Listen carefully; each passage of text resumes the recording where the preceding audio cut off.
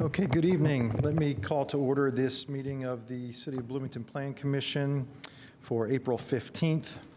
Let me start by just giving a quick overview of our agenda for the evening. We have a little bit of internal housekeeping to do. There are two petitions that are tabled. Those are SP 2422, that's Cutters Kirkwood 123 LLC. ZO 34-23, that's a City of Bloomington text amendment to our sign standards. And then we have one petition that has been continued to the May meeting. That is ZO 45-23, the Indiana Center for Recovery. There are three petitions that we will hear tonight. The first is SP 0924 from Beacon Inc. We will then go on to SP 1124, Core Bloomington Lincoln LLC. And then finally, we will consider MP 15-24. That's an amendment to the City of Bloomington Comprehensive Plan. So, full agenda this evening. Let's start, though, by calling the roll. Enright Randolph. Here. Ballard. Here. Burrell. Here. Seabour. Sorry, Copper is it? Oh, Copper is here. okay. Thank you. Korodke. Here. Kinsey. Here. Smith. Here. Strasburg. Here. Whistler. Here. All right. Seems like we do have a quorum. Let's move on then to minutes to be approved. I believe we have two sets of minutes. We have minutes from both February 12th and the March 11th meeting. Are there any questions or corrections to those minutes? Motion to approve the February, sorry. Hold on, I think we got one down here. I sent in a note about a misspelled definition. Did the word definition get fixed in the February minutes? Yep. Wonderful. Okay, thanks. That's all. All right, any other corrections? Okay. Okay, motion to approve the February 12th minutes. I think we can't do them both at the same time, can we? Should we do these separately? I think you could, We could. but you should probably let's do go it for it. separately in Don't we? case I'm wrong. Okay, All you can do right, whatever. let's, I think, yes, let's make a motion to approve both the February 12th, 2024 and March 11, 2024 minutes. Is there a second? Second. All right, will you please call the roll on the approval of the minutes? Ballard. Yes. Burrell. Yes. Copper. Abstain. Korodke. Yes. Kinsey. Yes. Smith. Yes. Strasburg. Yes. Whistler. Yes. Okay, the minutes are approved. We'll now move on to reports, resolutions, and communications. I believe we do have one resolution tonight. Tell us about that, Jackie. Yes, okay, Jackie Scanlon, Development Services Manager. We have our new director here with us tonight, David Hiddle. So as you know, that's an appointed position, but Plan Commission has to confirm that appointment. So we have a resolution on the agenda for that confirmation. And David, I don't know if you want to say anything or...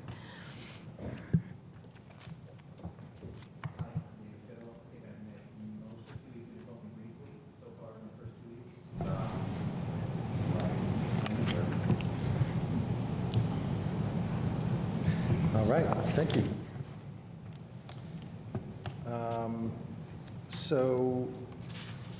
The resolution is included in the packet here. This is RS 18-24.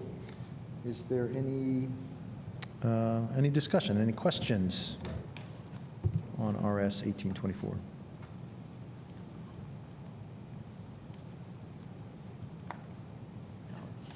All right, how Okay. about a motion? Happy to motion to approve resolution for David Hiddle's appointment as our new Director of Planning and Transportation.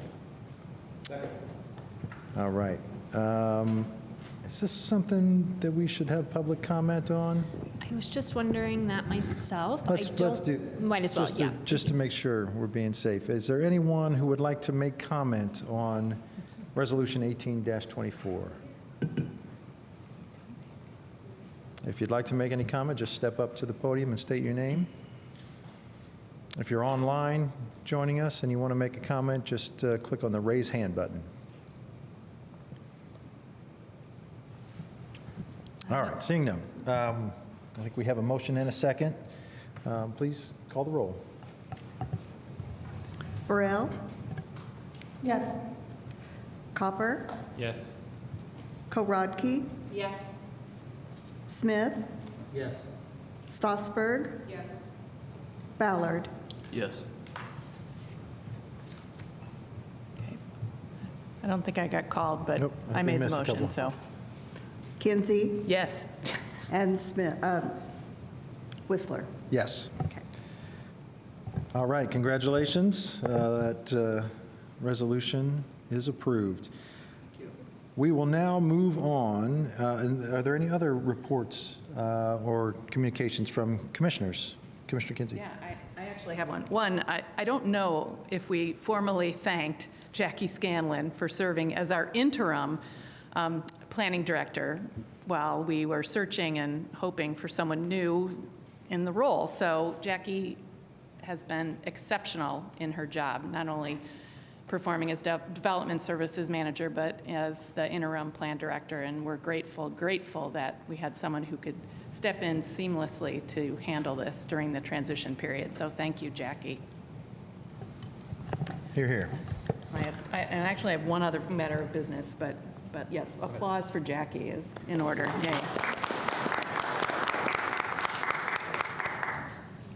Yeah, we're lucky to have such talented staff in our town. And I do have a request of this talented staff, too.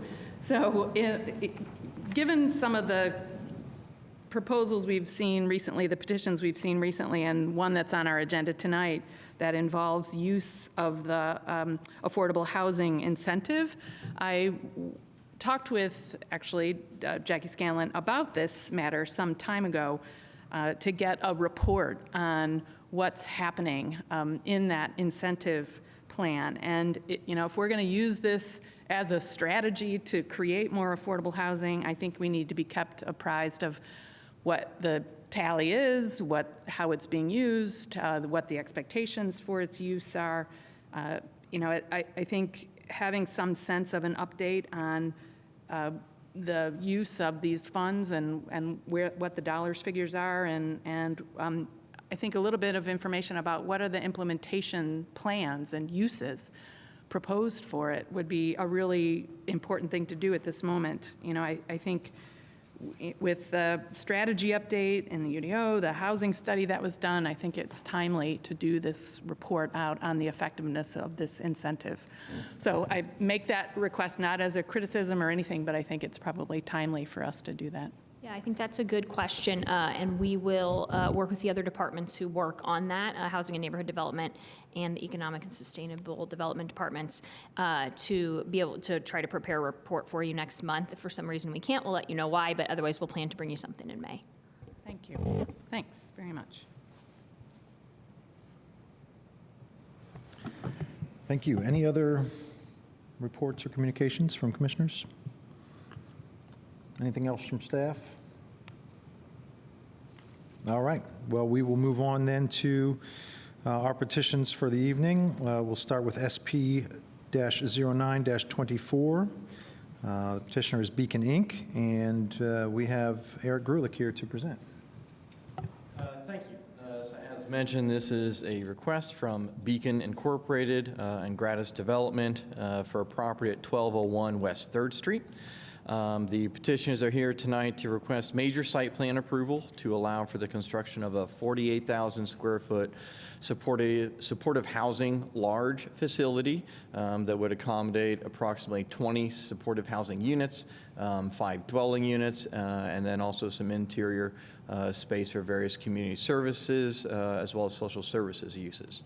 So this property is located on the west side of town, on West 3rd Street, just to the east of Patterson and 3rd Street. The property is owned mixed-use, medium scale, and has been developed with several buildings that were formerly used by Weddell Brothers. The floodplain of the west branch of Clear Creek runs along the west side of this property. To the west of this, you have some multifamily residences. To the east, you have a mix of offices with a women's shelter just to the east, and to the southeast, you have a Duke facility. And then to the south, you have some very offices that front on 2nd Street. So the property, as you can see, has been developed with several buildings formerly used as Weddell, with a lot of parking on the site.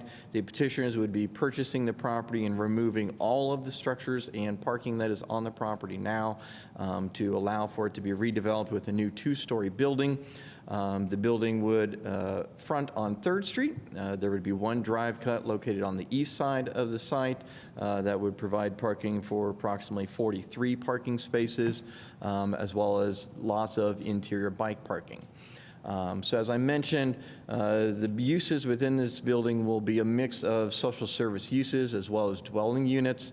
A lot of the ground floor space will be used for various emergency housing, as well as some social service uses, some office space, some gathering space, some meeting space. And then the second floor will have 20 dwelling units, 1-bedroom units, and then also 5 units within there for on-site staff to live, as well as work there. So the petitioners have submitted various plans to go along with this.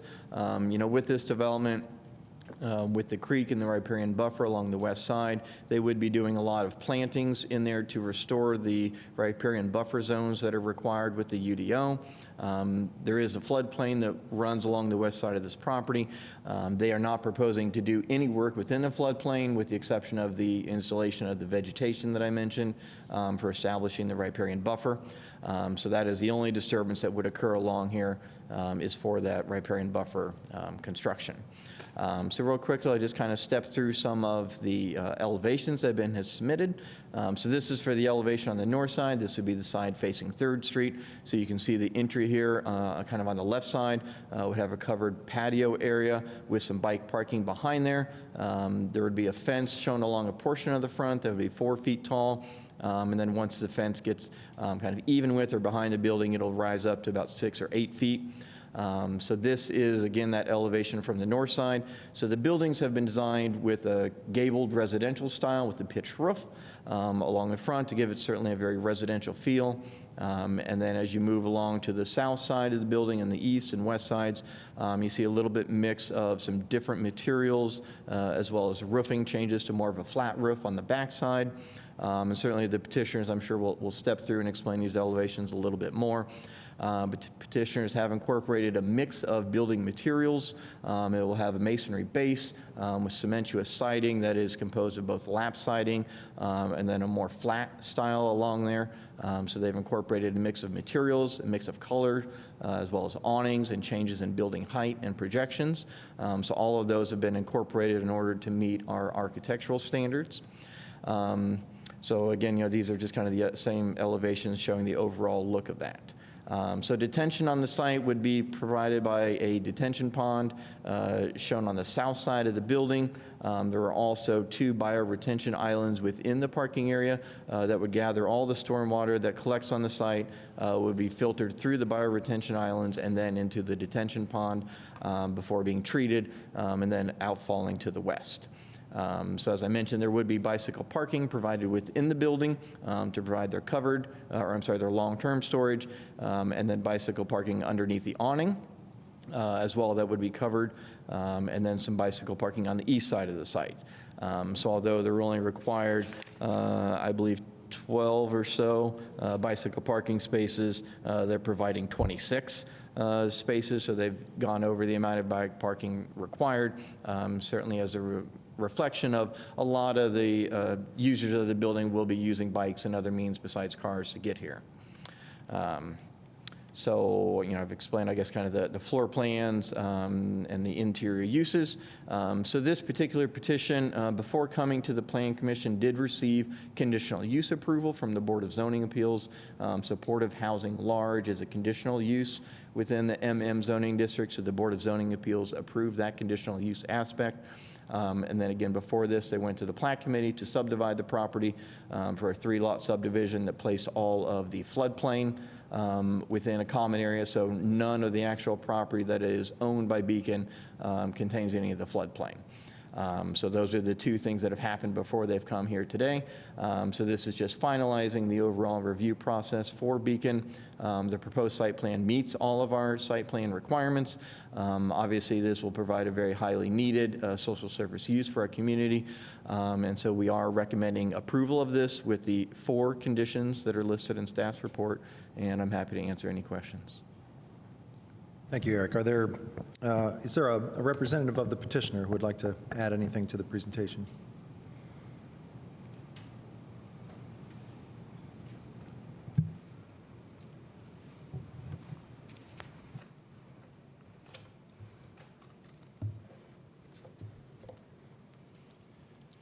Thank you, everybody. I appreciate having an opportunity to speak with you.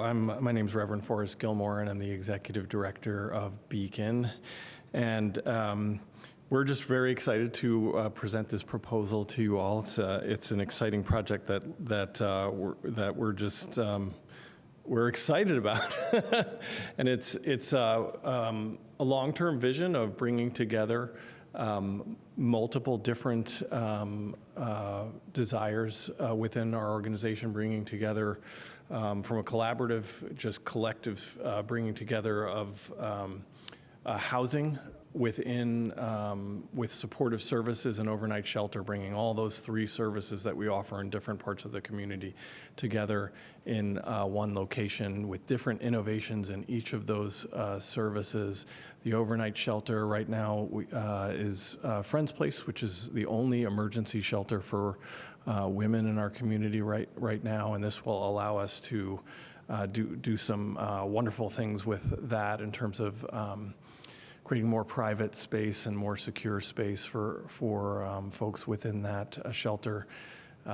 We have the overnight housing, which Eric talked about, the permanent housing, which Eric talked about, which we're very excited about. A combination of housing for people with disabilities and work exchange housing, 25 units in total. And then a day center with doing something that our community's been talking about for a long time, which is bringing together service providers, not only from our own agency, but from other agencies all together to do work at the same location. So HealthNet will have a clinic on site. Centerstone, we're working closely with them, and we believe that we're going to be able to move forward with them having a recovery therapist as well as case managers on site. We're in conversation with the city of the police department for them to have a DRO office, an office for the downtown resources officers on the site. And we're also in conversation with Monroe County Probation for perhaps having them have a regular office on site. So a lot of partnerships working. And those would be folks that would be there with permanent offices. We'll also have space for temporary visits. Indiana Legal Services will be coming approximately once a week, VA and other services coming on site on a regular basis. So a lot of collaboration being all put together in one project. Probably what I'm most excited about is we've done a lot of preparatory work to get us to this point, a lot of community engagement, and just to give you a sense of what we've done in our outreach so far is that we've had one-on-one or small group meetings with over 60 residents, business owners, elected officials, and city staff, including the Prospect Hill and West Side Neighborhood Association residents and their leadership, members of the city and county councils and the city and county staff, area businesses, and the nearby MCCSC Academy and numerous other community leaders. We presented at the October 2nd Prospect Hill Neighborhood Association meeting with over 20 residents there. We walked door to door to over 90 residents and businesses near the new property just to meet people right at their door and talk to them about the project. And we held a community meeting on October 10th, attended by more than 60 residents. Plus, of course, you heard about the boarding zone of appeals meeting. So a lot of engagement, and this extensive campaign has really helped create the design that you're seeing right now before you. So as this project moves forward, we're going to continue to engage. It doesn't stop now. And one of the things we plan to do is form a neighborhood advisory committee with local residents and government officials. I also just wanted to acknowledge that we've got some amazing people on the team that's helping create all these designs. Tonight here with me is our architect from Spring Point Architects, Dawn Gray, and our engineer, Katie Stein from Smith Design. They're both here and available to answer questions, and I believe Katie wants to offer just some comments, so I'll invite her up to speak to you a bit.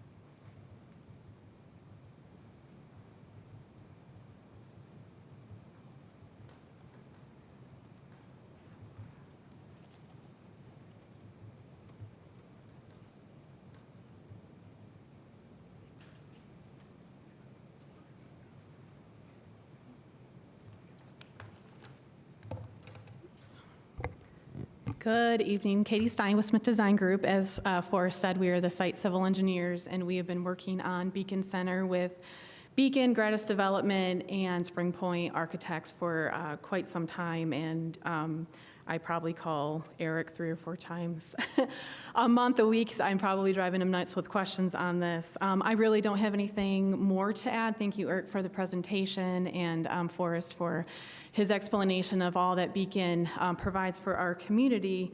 I can certainly answer any questions related to the site that may come about. My only really one comment, I guess, is more for planning staff on the exterior condition of approval on the second one for all of the exterior bicycle parking to be covered. I think just maybe having explanation on that. We are, to my understanding, providing more than what is required, and so we have a few spaces that we would not like to have covered, or at least have discretion to not cover them if we so choose. So that is all I have at this point in time, and say I'm more than happy to answer any further questions. Thank you. Thank you. Are there any questions from commissioners, either for staff or for the petitioner? Go ahead. We'll start at this end. Be directed at Katie, I'm not too sure. Just since we're talking about creating a separate lot for the floodplain, how's that maintenance going to work out?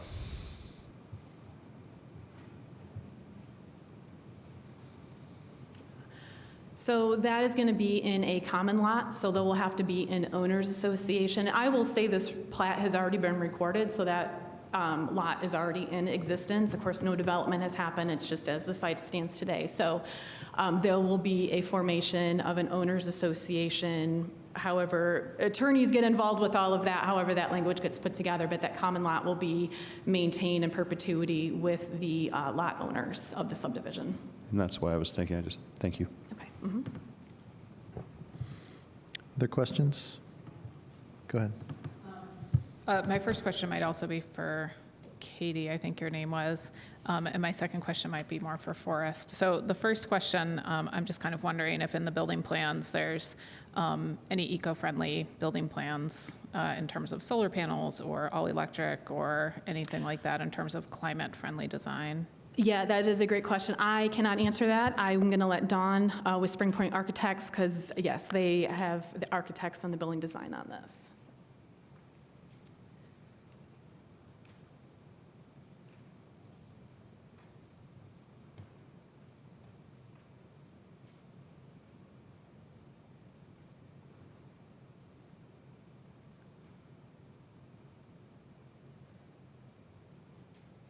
Yes, hi, I'm Dawn Gray with Spring Point Architects.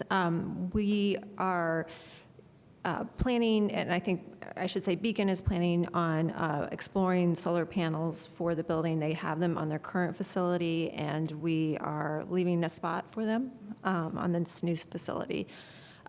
Besides that, we will be looking at energy-efficient construction throughout. Okay. Are you connecting to gas lines? Like, is there going to be any gas cooking or gas heat, or is it? There will be a commercial kitchen, so that will have most likely gas. The residential units will be electric. Okay, great, thank you. Should I save my second question for a second round, or should I ask it now? Okay. My second question, and maybe a little bit of a comment for Forrest, I really love in the design, it looks like there's so many spaces for different types of families and people who might need to utilize this space. One thing that I have kind of heard as a concern is a lot of unhoused folks have pets. So do you have any kind of plans to have any sort of accommodation for those folks who have pets, either a place like a pet-friendly area for them to be, or some sort of a solution for their pet if they need to stay in shelter? Yeah, so just regarding the day center, so the day center is regulated like a kitchen. And so in that case, other than service animals, animals are not permitted in that space. However, we have a kennel designed at the entrance of the facility. And so people will be able to put their pets in that kennel while they're visiting the day center.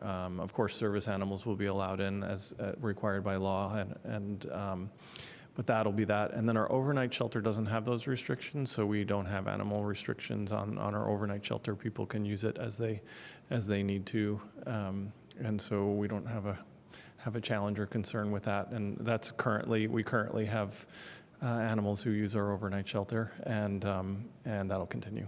Great, So, thank you. Yep. Any other questions, Ms. End? Go ahead. All right. Thanks for this design. It is very exciting. All right, so now I have a couple of questions. So I wonder if you can elaborate a little bit on something that you heard from the neighbors and how it influenced the design. I mean, that's a very specific thing you mentioned in your presentation, and I wonder if you could illustrate with an example. What about what they said influenced something? I mean, there was a lot. And I'm trying to think about specific things. I think one of the things that we've been talking about quite a bit, and I hate to be so blunt, but just security is an issue. Yeah. And so we very intentionally created fencing around the space to make sure we're also working on lighting and things of that sort to make sure that we'll have a secure space. We have a single entrance and a single point of entrance, and we leaned it west, more towards the industrial portion of town as opposed to the more of the neighborhood portion of town, as an attempt and hope that that'll redirect traffic more west towards the more industrial side of town, as well as where the public transportation is there. Gosh, what else? We've talked a lot about Rose Hill Cemetery and our engagement with that. And one of the ways in which, so this is a little bit of design, but one of the things we've talked about is partnering with parks to have some of our folks be a cleanup crew in the cemetery itself. So that was one of the things that came out of our conversations in the community. It's interesting that a lot of our conversations they were focused on the facility, but they were also focused on what happens around the facility, which to some degree is in our control and some degree, a large degree is not in our control. And so we were talking about different ways to kind of manage that and support the community. And those work exchange apartments, we expect them to not only work on site, but to work around the neighborhood. So helping with things like litter. One of the complaints I heard is that there's a staircase that goes up into Rose Hill Cemetery that often smells of urine, and so that's one thing we could do, is we could go over and help clean that area. So hopefully making it a better than it is now, as well as dealing with if there's litter or things like that. We also talked about those work exchange folks and maybe a larger team of being some vetted people that if they need their walk shoveled, or they need somebody to come over and help with their lawn, mowing their lawn, or doing some weeding, that we could send some vetted people over to help them with do that. So those are a lot of the conversations, I think, that emerged. The partnership with the DROs was definitely emerged from these conversations. And I think there was quite a bit more. So it was a few months ago now, so some of it's escaped my mind. But the courtyard, we dramatically expanded the courtyard because people really recommended that we have outside space, more outside space than we already have. So people were worried about the possibility of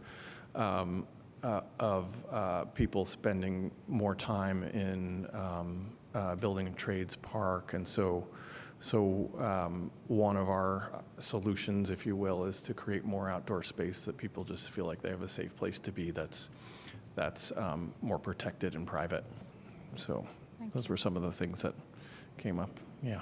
Thank you. I mean, I think it's a really important thing that you've done to solicit the views of neighbors, and I think demonstrating how it's been implemented in design is a really nice touch. And you raised two issues that I was going to ask about the design, and one was the fence and the fact that this fence is noticeable in the design, and now I understand a little bit more about why that's there, and you're directing traffic or people coming in and making sure that people don't cut through via that fence. So that makes a lot of sense now. Yeah, and one of the challenges we have is if, for example, we are a low barrier center, but we have behavioral standards. And so if someone doesn't abide by those behavioral standards, they can be suspended or banned from the facility. And one of our great challenges at our current site is that it's so accessible from so many different places, it's really hard to enforce that. And this facility will give us that chance, so it'll prevent and reduce people hanging around that have been harmful. And so we think that'll also be a nice advance and that's part of what the intent of the fencing does, is people can't sneak in around the back or things like that. Yeah. So, yeah.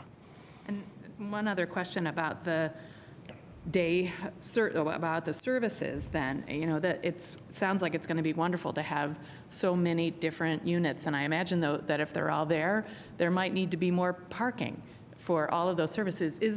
I don't want to create more parking on the site, but are there places where, for a meeting, and if you have 15 people who are driving vehicles because they're police or, some other service, what options do they have for parking? Yeah, the parking's not, the off-street parking there, or the on-street parking there's not a lot, so Yeah. we would have to rely mostly on the site, the parking that's on site, which right now we have I think we have 9 spots on our Shalom Center spot, so this feels like heaven to think about having 45 or so spots.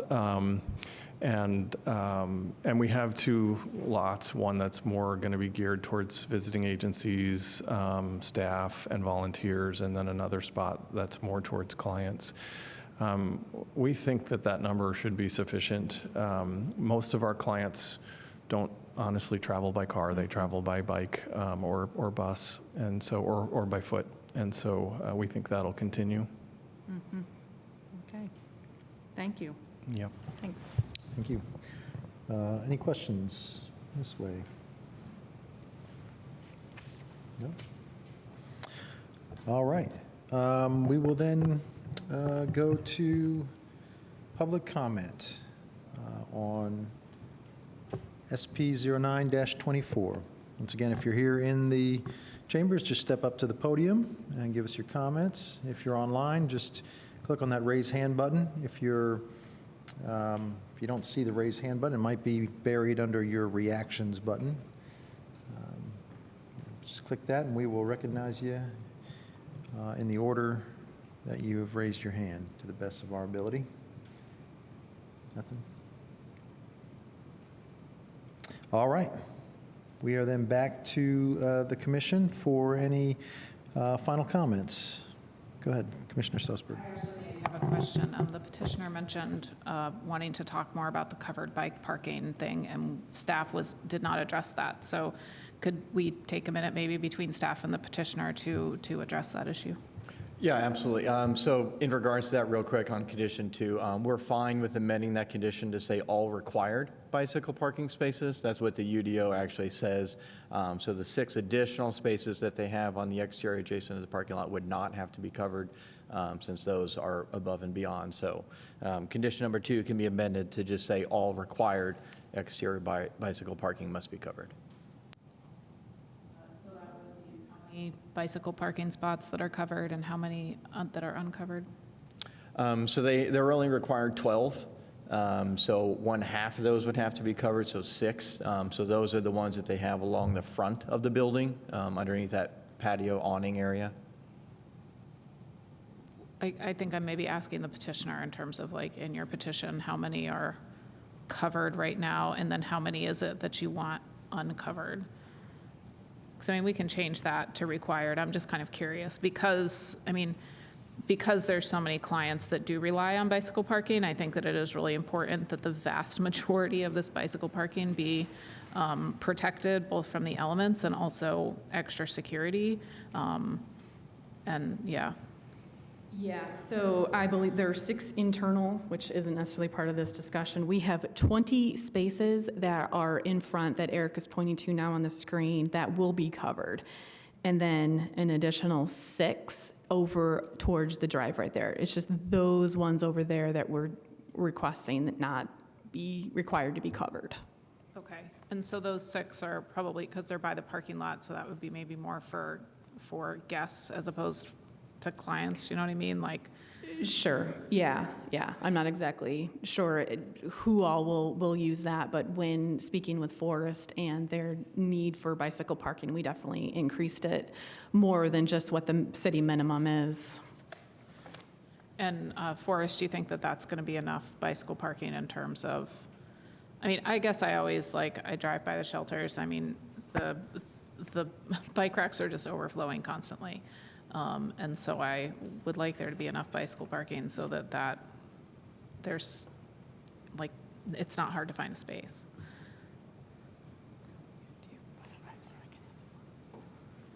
That's, we expect that will be, we hope that'll be sufficient. We also will have some upstairs internal to the building for the residents living on site.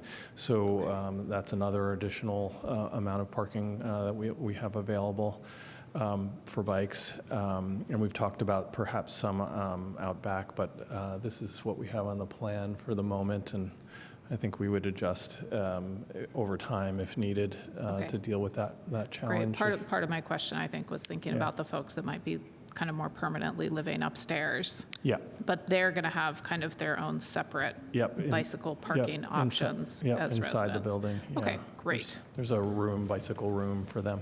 Yeah. Okay. So staff, how would you like to amend that? And I'll make a motion to, Yep, so it can be amended to simply say all required exterior bicycle parking spaces must be covered. So just saying, adding the word required after all.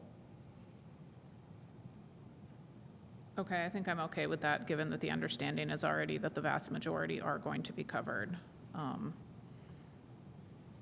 If that's the easiest way to do it, I kind of just want to all will be covered with the exception of the 6 that are off to the side. Does that make it more complicated in terms of language for staff? I think we're fine with either. Okay. I'm trying to find the condition on that's, okay. So yeah, so I'll make a motion to amend condition 2 to read all exterior bicycle parking spaces must be covered except the 6 spaces on the northeast corner of the lot. Did I get my directions right? Okay. You're wanting to specify which are covered and which are not, as opposed to just saying the required spaces? Yeah, I'm just trying to reflect the condition. I'm trying to have the condition reflect the plan that has been presented to us. So like right now, the plan is that 20 are covered and the 6 are not covered. And so I guess I want to avoid, not that I don't trust you guys to do this in the way that you've presented it to us, but I want to avoid that possibility, especially setting a precedent and going, well, we're only going to say the required spots are covered, and instead give kind of a specific exception to just the few spots that are okay to not cover. Does that make sense? Did I say that right?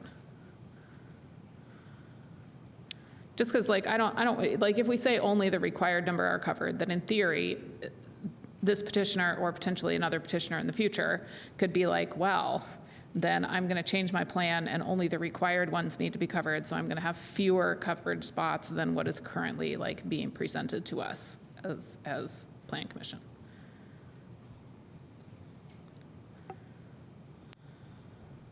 My inclination would be to go with what staff think is going to be the easiest to implement and review, rather than specify, because it also constrains you if you move them from where they are currently for other reasons. Or if you add any. Yeah. Yeah, I don't want to specify only 6, but I see what you're trying to accomplish here. Yeah, I mean, part of it is setting that precedent and kind of acknowledging that the clients being served here are going to be heavy bicycle users, and we want to have the vast majority as covered and protected spaces from the elements. And I don't want to set a precedent in the future for a different petitioner, because like I said, I mean, I think that I trust Beacon, honestly, to do the right thing by your clients in terms of providing those covered spaces. But if we set a precedent now for only requiring the minimum number required to be covered, then I think that that could open up doors for other I mean, I'm not developers sure that's that a are not. precedent. That is the code. Yeah, I know. Well,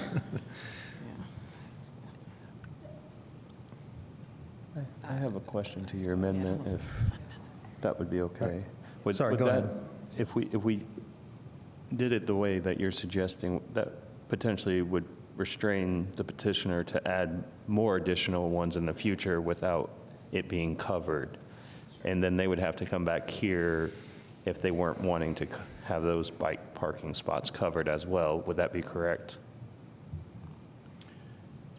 Yes, with the way that language was previously discussed, that would imply if they did anything other than those 6 spaces in the northeast corner, everything would have to be covered.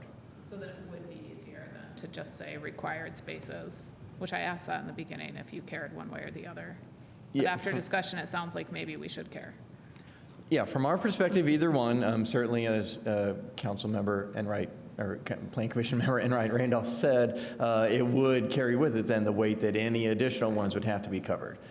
So simply saying all required parking spaces leaves it out what the UDO language is, and would allow them to add other parking spaces that would not have to be covered. But obviously, you're welcome to make whatever amendment to the condition that you want and vote on that accordingly. I would like to make one that will pass, so I'll withdraw that one and make a motion to add the word required before exterior and after all. Is that right? All Okay. required exterior bicycle parking spaces must be covered. Got it. Okay, is there a second for that motion? Second. All right. We never came down here for comment. That's okay. This is just, we're just on the amendment to the. Is that required? I didn't know we made motions before we all commented. Okay, well, we have a chance to, we'll have a chance to make comment. Does anybody want to make a comment on the motion right now, the amendment to the conditions of approval? I guess I'm just curious from a procedural standpoint, when we've done this before and asked for a change in a condition, have we made a motion? Is that the correct procedure? We or can do it either way. make- Sometimes we would just incorporate that in the motion for approval. Right. But I think it's also just fine to make the amendment now, and then when we have our motion later, it'll be to approve with the conditions as amended, so. Yeah, I was just going to add, that's definitely council process is voting on each amendment, which is fine. You can't do it that way. If, for example, there were three conditions and you want to change them all, you could just like have Eric write it up, have Brad read it out, and just do it in one. It's up Yeah, to I you think all. it makes a little more sense to vote on this individually, just because I don't want to be, I don't want a situation where this particular issue causes someone to vote against the motion as a whole because they disagree with this particular change. So I think it's just a little safer for us to handle it separately. Are there any other questions or comments on the amendment? All right. Let's go ahead and call the roll on the amendment. Hopper, Yes. Korodke, Yes. Kinsey, Yes. Smith, Yes. Stossberg, Yes. Whistler, Yes. Ballard, Yes. Burrell. Yes. All right, that motion carries, and the conditions of approval have been amended.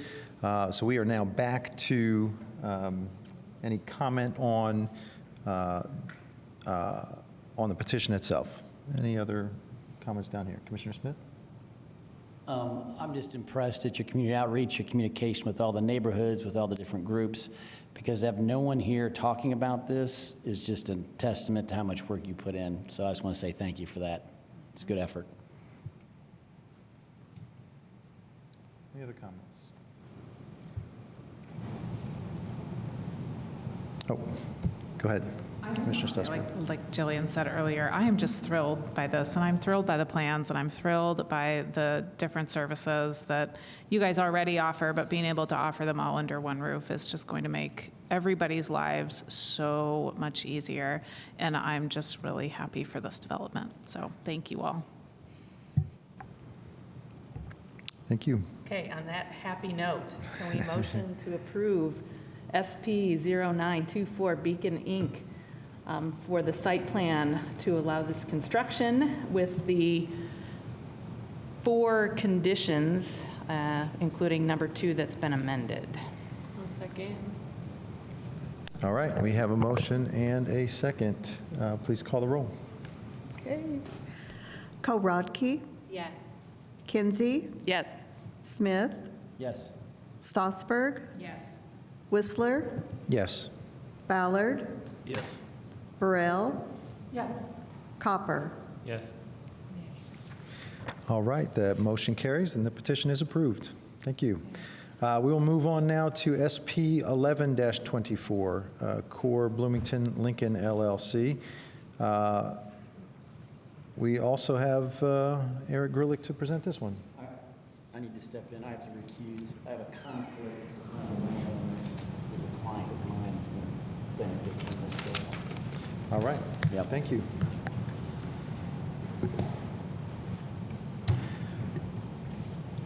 Thank you. All right, next petition is from Core Bloomington LLC, and this is for a variety of properties that are bounded by 17th Street to the south, 19th Street to the north, Lincoln Street on the east, and Washington Street on the west. So the properties are zoned mixed-use student housing, and the petitioner is here tonight to request major site plan approval to allow for these properties to be redeveloped with a student housing or dormitory use to allow for the construction of 441 units with 1,143 bedrooms. So this petition is also including a request to use the sustainable development incentives and the affordable housing incentives, and I'll go over those particular aspects in just a minute. So as I mentioned, this is a large area. It's approximately 5.7 acres, and it contains a mix of single and multifamily dwelling units and buildings and surface parking areas. The petitioners have aggregated all of the properties that you see on the screen in the blue kind of polygon, with the exception of the one property that is at the northwest corner of 17th and Lincoln. So all of these properties would be removed and redeveloped in order to allow for the site to be constructed with 2 new buildings. There will be one building kind of on the north half of the site, and then another building on the south half of the site. So the building would be approximately 5 stories in height. There would have a parking garage that is accessed from Washington Street that dead ends into that. So the petitioner has been working through all of the requirements of the zoning code for various aspects of the site plan. And so I'll kind of just walk around some of the site here and then go through the elevations. So as we have worked through this petition site with the developers, we've wanted to make sure that we have pedestrian access to the building on all 4 sides. So along 17th Street, they do have one entrance. In the packet, I briefly talk about how we've been working with them to adjust the location of the entrance on 17th Street. So in your packet and on the screen here, you see what was submitted in the kind of last version with the revisions. The building entrance, the pedestrian entrance, is a little bit more off-center to the east of the site. It's kind of tucked back into the building and wasn't very prominent. And so we had been working with them to try to adjust the location of that to the central portion of the building. And they were able to kind of at the last minute after the packet had gone out, revise that a little bit, and I'll show that in a minute. But moving around the site, so all of those, the portion of the building facing 17th Street are all residential units. There is an amenity center on that portion of the building. And then moving around the building, it is all residential. Other than some amenity space, there is no commercial component to this. They are not required to have any commercial, but they do have some various amenity space, which I'm sure they'll be talking about during their presentation as well. So they have several entries as you move along the periphery of the frontages. There is a central corridor that splits the 2 buildings that has a rolled curb on both the Lincoln and the Washington Street sides to provide emergency access points for the fire department. So with this, they would be installing new sidewalk along all of the frontages, Lincoln, 19th, and Washington. The city just recently installed a multi-use path on the north side of 17th Street along the entire 17th Street corridor. So that spans all the way from Dunn Street, and then with a recent city project extends that west of College and Walnut, past Rogers, and then all the way to the roundabout. So we've got a significant length of that mixed-use path along, or multi-use path along 17th Street. So no improvements are required along that aspect. But on the other frontages, they would be installing a tree plot with street trees, as well as a 6-foot sidewalk along all of those frontages. Certainly that's a major improvement along those frontages now. These areas and these properties have all just kind of developed independent of each other. With a mix of parking lots and driveways that are very unorganized. So this would certainly create a nice uniform street frontage along all of these streets. With this also with the condition of Lincoln Street and the kind of massive amount of development that is expected here for this project, they will be repaving and I don't want to say redesigning, but reestablishing all of these streets with new curbing along this frontage. So it'll have a much cleaner front, as well as a defined street, stormwater improvements along that as well. So with this, they would also be required to meet all of our landscaping requirements, both internally and as well along the street frontages. And I do have one of the conditions of approval that kind of deals with some gaps in some street trees. So that is something that will be addressed as we work through the grading permit. But in general, all of the species that they have shown meet and are on our approved list. They've got all of their numbers shown for their interior. There are just some missing gaps there for the street trees that, as I mentioned, we'll work through them with the grading permit. Sidewalk connections, I mentioned along all of the frontages. There are some crosswalks that are needed adjacent to where 18th Street stubs into this property, and then some along 19th Street. Again, that is something that we'll deal with the grading permit, but there is a condition of approval dealing with those particular aspects. So with the building of this size, obviously it was challenging for them as they worked through their modulation and projection requirements for the UDO. However, they have designed a building that incorporates all of those different requirements. So they've incorporated a wide range of materials and colors along all of the building types. There is an exhibit, well, several exhibits actually in your packet that step through each of the facades and showing how each facade meets our different requirements within those 40-foot modules. As I mentioned, there is a parking garage that is shown with parking for approximately 651 parking spaces. So that falls within the minimum and maximum that is allowed. In regards to the elevations, as I mentioned in our staff report, we are concerned with the two public view spaces, the north and the west side of the garage. It's a very monotonous length of facade, and so we've worked with them a little bit, and they've stated that they're going to be able to break that up a little bit through incorporating maybe some different colors or elements, but we do have that as a condition of approval as well, to help revise this west side and north side of the garage to help break that up a little bit. There are some use-specific standards that do apply for the parking garage, which they do meet, that deal with defined lintels and sills, the height of the bottom of the walls sufficient to hide cars. So they do meet those basic requirements, but as I said, we want to try to improve those large expanses of facade a little bit more. So there is a condition of approval to kind of guide us as we work through those in those discussions. So you can see here the north side of the garage and the west side of the garage. It's a very large expanse of building that we want to try to break up from view. So I'll just kind of step through some of these elevations. So this is the southeast corner of the building. So this is a southern building, looking at it from the northwest corner of 17th and Lincoln. So again, you can see some of the building materials and the glass that has been used to frame the corner as well as the bottom. So this is the northeast corner. So this is looking at it from 19th and Lincoln. So again, this is the public street view. So this is a 5-story building. Throughout, although they are utilizing the affordable and sustainable development incentives that would allow them to add an additional 2 stories onto the 6 stories height limit for the MS district, they are not doing that. So they're staying below the height limit. So it's a 5-story building throughout the site, with the exception of the parking garage. It does go up to, I believe, 6 stories, but predominantly it's a 5-story building as you work along the different perspectives. So this is an east elevation. This is kind of looking at the expanse of it along Lincoln Street. And then, so this is the interior courtyard from Lincoln Street. So this is one of the main entries into the overall building from Lincoln Street. So I believe this leads into kind of their reception area and then an amenity space. Again, certainly I expect the petitioners to kind of delve a little bit more into the interior design and these entries. So this same kind of courtyard is replicated again on the Washington Street side, so that they have an active pedestrian space and courtyard appearance along both major frontages. And then, as I mentioned, there is a pedestrian entry on 19th Street as well, to make sure that we get that activity along those frontages. Although it is a very large project, they have worked with us to meet all of the requirements of the UDO.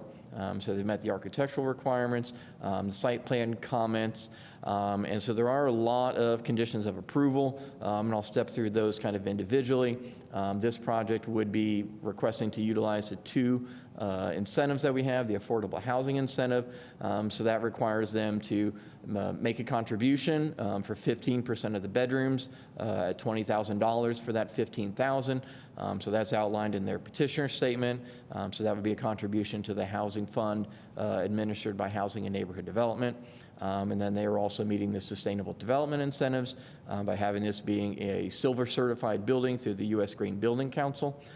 So both of those things allow them to utilize the incentives, which in this particular case would allow them to have no restriction on the floor plate. So the southern building has approximately, I think, 100,000 square foot footprint, and then the northern building has a 50,000 footprint. So utilizing those incentives gains them the ability to not have a restriction on the floor plate restrictions. So I think I mentioned, we talked about condition 1 just requires that silver level certification prior to the issuance of the occupancy. There are a few portions of the site where the sidewalk does encroach on private property as a result of kind of where Washington Street is specifically along Lincoln and 19th Street. I believe we've got all of the sidewalk in the sidewalk. However, as a result of where some of the drives and parking areas are on the west side of Washington Street, that kind of sets the location of the west side of Washington. Some of the sidewalks and tree plots have encroached into the private side on Washington Street, so pedestrian easement is required for any portions of that. The payment in lieu contribution would have to be received prior to issuance of a final occupancy. That's a standard condition for these situations. And then a lighting and photometric plan would be required with the grading permit as well. The engineering department has a few comments on some minor details in regards to the sidewalks and crosswalks along some of the frontages, but those will be deferred to the grading permit stage. The exterior bicycle parking must be covered. That's just kind of repeating again what we just kind of talked about, that all required bicycle parking spaces must be covered. So this site, they do have a lot of parking within the building. So it's very typical in these developments for the covered bike parking to be located in dedicated bike rooms, so they will have inside the building. However, they are also required to have certain bicycle parking spaces on the exterior entrance of the building, kind of scattered around that. So we just want to make sure that those are covered, which is a requirement because of the number of bedrooms associated with this development. So condition 7 is dealing with the location of the pedestrian entry on 17th Street. As I indicated, they had given us a new conceptual drawing showing that they would be able to meet that. So we're making good progress on that. But again, the condition of approval was just there to cover since we did not have that by the revision deadline and by the time that the packet went out. Street trees along Washington Street, I mentioned, would need to be filled in. And then just a change in street trees along 17th Street, and then crosswalks. And then condition 11, again, deals with the parking garage design, just to continue to work with us. The petitioners have been very good to work with in a lot of these comments. So, you know, we're feeling hopeful that we'll be able to work through those, and I think they've indicated some ideas that they've got. So we're good with that. And then some minor things for screening for transformer and mechanical boxes. And then Bloomington Transit has indicated that they would like a bus stop on the site, and so the petitioners have shown that on the south side of the building adjacent to 17th Street. So we just want to make sure that that is coordinated with the utilities, or I'm sorry, with the transit department. So the petitioner is still working through comments for CBU for utilities. There is water service that is available to the site, so they're still working through that. Sanitary service, CBU has expressed that there will be a need to upsize and improve the line along 19th Street that runs out to Walnut Street and then goes north. So they will need to upsize that portion and replace that, or work through, you know, some other comparable way of providing sanitary service to the line along Walnut. But they're working with CBU to deal with that. So with that, we are recommending approval. This does meet all of the requirements of the UDO, and we're recommending approval with the 13 conditions that are listed in staff's report, and I'm happy to answer any questions. Thank you, Eric. Is there a representative of the petitioner who would like to add to the presentation?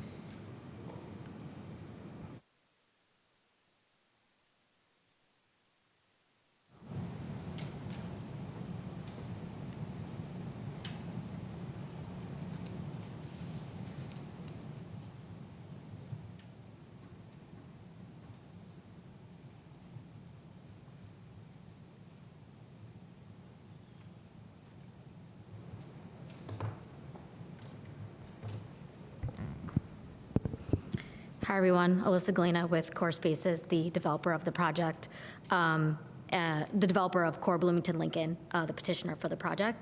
I'm also joined by our architecture team, Nathan Castile and Eric Stanley from DLR Group in Chicago, as well as Jared Wilkerson from Kimley Horn, who's our civil engineer and is on the phone to answer any questions. I want to thank the commission for being here today and for your time, as well as city staff in consideration of the project. We're very excited to be here and appreciate the time. Eric, if you could just go to the next slide. Thanks.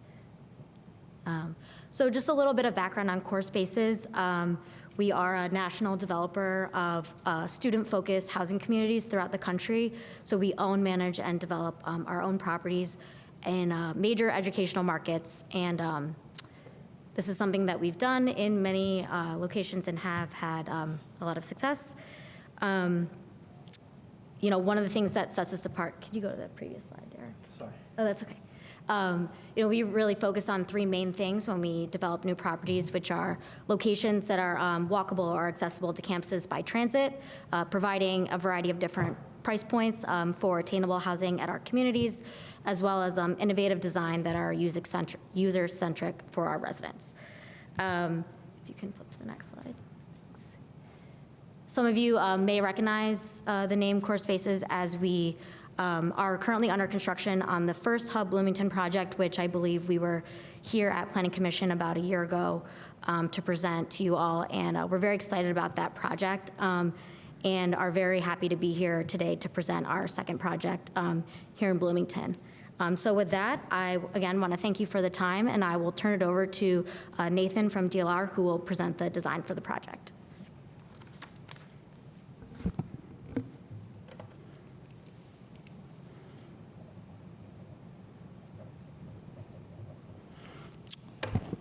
Thank you, Alyssa.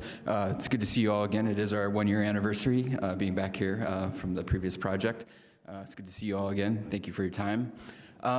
So we are looking at our second site here in Bloomington. It is 441 units, so it is a fairly large building. I think we could look at the site plan. It's located between 17th and 19th, as Eric went through the site plan, adjacent to the football stadium, so there's great access along 18th Street. So that drove a lot of our decisions on the site plan and where we put our entrances and so forth. If you want to go to the next slide. I wanted to speak a little bit about the design itself. A lot of the images are going to be new that we're going to step through here, so it could be fairly quick. So we really wanted to make this a building that is local to Bloomington, pulls on local inspiration, and makes it something that is of its context. And a lot of that has to do with some of the natural features found in Bloomington and southern Indiana in particular. Some of the caves that are found in southern Indiana, in the woods. You have Brown County State Park. There's a beautiful drive that coming into the city. So we pulled on some of those ideas on the facades and how we developed the material palette and kind of how the fenestration patterns work. And we'll talk a little bit about that in the renderings that you see here in a second. You can go to the next one. Speak a little bit about the massing itself.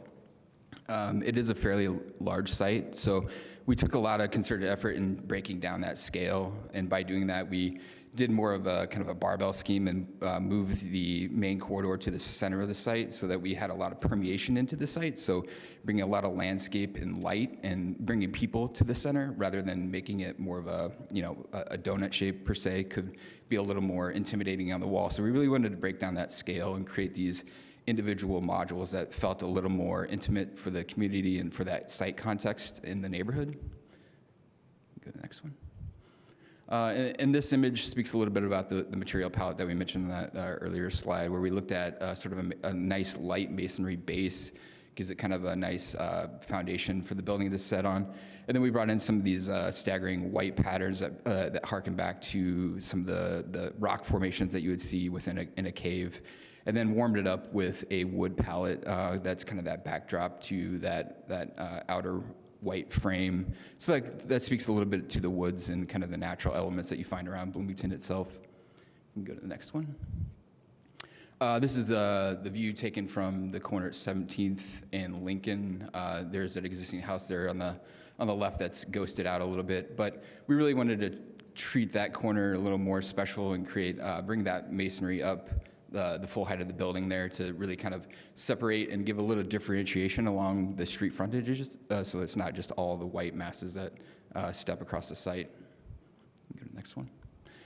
This spins around to the 17th Street side at the southwest corner, so you'd have the Home 2 Hotel there on the left, and then you see the parking garage there in the background. This view, as Eric mentioned, we have studied the exterior garage, and we can break that down further, so that'll be something that we work with Eric on and further develop that facade. This takes a look at a little bit more at the pedestrian scale. So this is the main entry to the building, creating a double height space as you walk into the lobby, and then doing a lot of glazing there to create a lot of transparency and a lot of activity visible from the street side, and then also bringing in some lush landscapes and some nice site features for benches, seating, some artwork as well at the entrances as well. I think that's the extent of our presentation.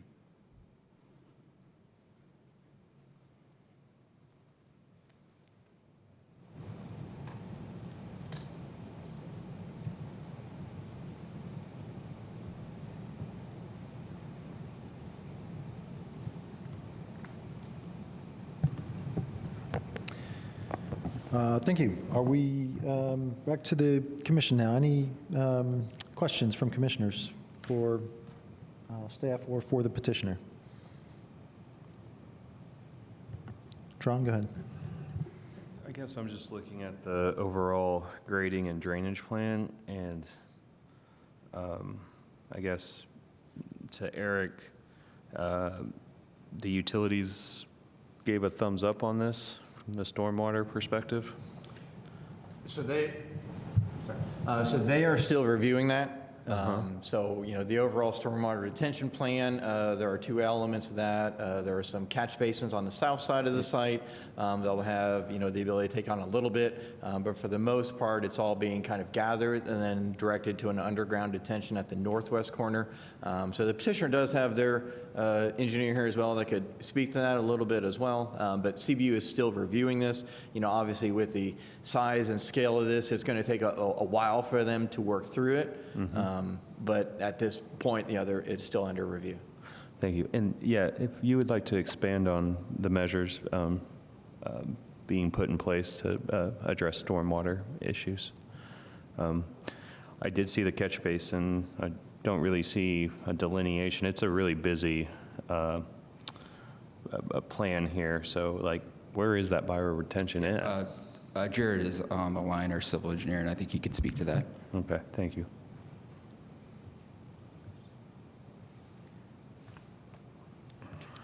Yes, this is Jared Wilkerson with Kimley Horn.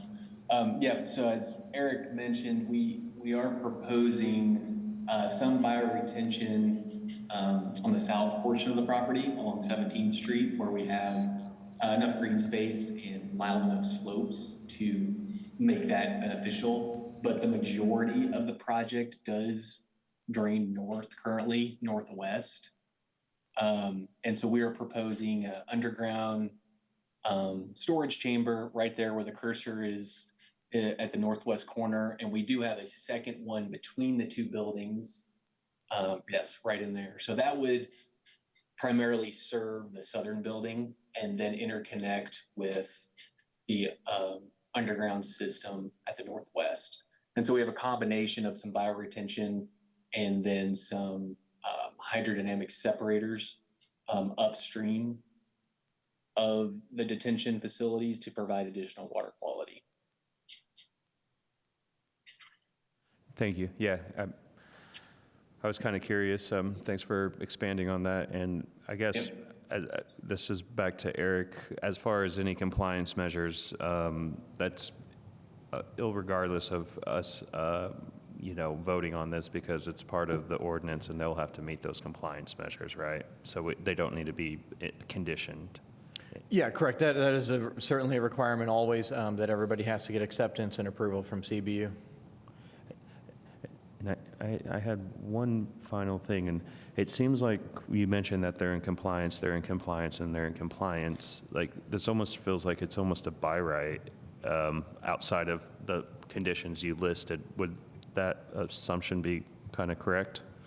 Yeah, absolutely. So, the zoning district for this use, the petitioners have stepped through, and in our staff report, I kind of broke down each and every single element here that pertains to site plan approval, and they meet all those. They meet all of the setback requirements, they meet the parking requirements, entrance and drive requirements, building height, all the different elements. So while this is a very large project, certainly, it does meet all of their standards, and so there's not really a discretionary component to this particular approval. Thank you. Any other questions? Commissioner Stossberg. Yeah, I have a few questions actually, but I think the first one that I want to go for, it has to do with one of the slides that they showed in the beginning on their 3 different categories of things. And it was kind of small print, but I think one of them said something about affordability as one of the things that you strive for. And so I have 2 kind of questions attached to that, because you're using our affordability housing incentive, but instead of actually making sure that there are affordable units, you're choosing to pay into the affordability fund instead. So I guess I want some understanding of why you're making that choice instead of actually dedicating some of these units as affordable, but similarly, I was also wondering what you were guessing right now would be your price point range for these residents. On the affordable front, so the way that we look at it is what we call attainable living. So we provide a wide range of different price points at the property. I do not have the specific numbers, but what I will tell you is that they are in line with what other comparable properties in the area will be charging. But we do offer some different configurations that allow us to even go below what comparable student properties are charging. So I don't have that bottom price point offhand for you, but what I can tell you is that, again, the way our units are configured is that some of the configurations offer an opportunity for lower than the other student properties in the area. On the fund, what I will say is that, while we provide this type of, these range of price points at the property, in terms of meeting typically municipal requirements for affordable housing, oftentimes that's very challenging from a student housing perspective because of the way that it's rented by the bedroom and you have parental income involved. So oftentimes it's very challenging to meet the letter of the law from that perspective when you're renting by the bedroom in this way, which is why we've specifically chosen to contribute to the fund for that requirement. But then, again, within the standard units at the property, we're offering a variety of different price points. So just following up on that, because you said, so you guys did a project last year in Bloomington. So is that project online right now? Like, are people living in it, or is it still under construction? It's under construction currently. Okay, thank you. Yeah. Commissioner Kinsey? All right. Thank you for the presentations. I agree with Commissioner Enright Randolph, who indicated that this pretty much is by right. So we, don't have much to talk about here, but I do want to address or at least ask about the comments that came in from a nearby property owner about their concerns about views into the other nearby property. And I wonder if you could address that and some concerns that they raised about lighting. How will that be addressed in this proposal? Yeah, so I believe the questions on views into the property were in relation to the north side of their property line and asking for some trees to provide for privacy. There is a limited amount of space available there, so we may not be able to provide full-height trees in that location, but we're looking in to see what types of plantings that we can provide to maximize privacy, because we do understand that's a concern. And then on the questions related to, I believe, lighting and drainage, we will be complying with the City of Bloomington's requirements for minimizing light pollution and, of course, not causing any drainage onto their property. So we have not submitted a photometric plan to this point, but we will be complying with the city's code requirements, which should minimize light pollution pretty significantly. And I can just kind of follow up on that, as she mentioned. There is a lighting standard, and so there is a maximum amount of lighting that can fall on any residential property line. So this will have to comply with that. And then also in regards to drainage, in general, this site flows from north to south, so it drains towards 19th Street. So any drainage issues here really should be very minimal. Any drainage from the building itself, will be directed to their overall system. So there should be hopefully little to no impacts, but their engineer could certainly comment on that aspect probably a little bit better. Yeah, that'd be great if somebody, is the person still on? Jared, would you be able to help provide a response on that? Yes, yeah, I just had to wait to be allowed to unmute, sorry. Yeah, like Eric said, again, most of the property drains north. We do have inlets around our perimeter. Actually, the property to our southeast on the corner is probably the highest point for this whole area, this whole block. So again, it makes it a little easier for us to handle our drainage and kind of keep it directing around to the north towards Lincoln or towards 17th Street on our property. Thank you. And One other question about the concern about the monotony in the building, and I think, Eric, you indicated on the north and west side view. And was that when you showed that in the packet, it looked incredibly industrial and, just a serious monotonous design. But yet when the petitioner showed, that one, the one before, I think it was, or maybe it's one more for. Anyway, when you showed that, and then the petitioner showed the buildings that had more brown and white palettes, those were not, it's not the same side. They don't yet have any renderings for reducing the monotony here, right? Correct. As of now, as of the revision deadline and the date of the packet, we don't have any revised elevations for the parking garage sides. Okay. All right, yes, it is seriously monotonous. Okay. All right, thanks.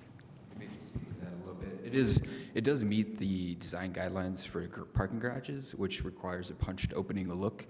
And when we're doing a garage like this, to keep it open air, ventilated versus mechanical ventilation, it requires a lot of punched openings. So it kind of spiraled into something that looks like this. But we have done studies to break this down and to provide different colors and different materials to relate more to the other language that you see around the building, where it's a little more within that kind of 40-foot design guideline in terms of how we break up that facade. So we can get there.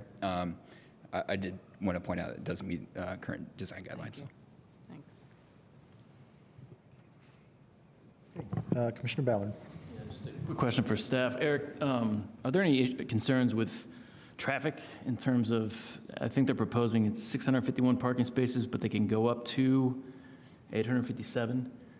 So does staff have any concerns given the neighborhood and this much density going in there in terms of flow? Yes, that's a great question. So there's a mix of answers there. With student housing projects and multifamily projects, in general, we found that they are low traffic generators. Most of the time, the cars, the people living there, they sit parked in the parking garages. They take the buses, they walk, they drive or ride bikes or whatever to get to campus. So the nice thing about this location certainly is it has 4 frontages. There's lots of different ways that people can get here. They can certainly come in off of 17th and go to Lincoln and wrap around. They can come in and come off of 19th and go down Washington to get in here. But in general, we've found, other than the delivery drivers that park along the street frontages and do most of that activity, there's not a lot of vehicle volume that typically happens on a day. On weekends, obviously, things ebb and flow a little bit more. But for the most part, we found, a lot of these situations, the cars just kind of stay parked in the garage. All right. Thank you.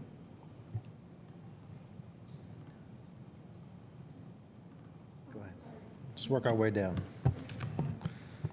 I have a question about the property that will not be acquired on the corner of Lincoln and 17th Street. Looks like it's a dentist office or some sort of situation like that. How are you going to, how is your building going to interact with this small building that will be in that corner? I guess I just have a question about that. I don't have do we have a view of that?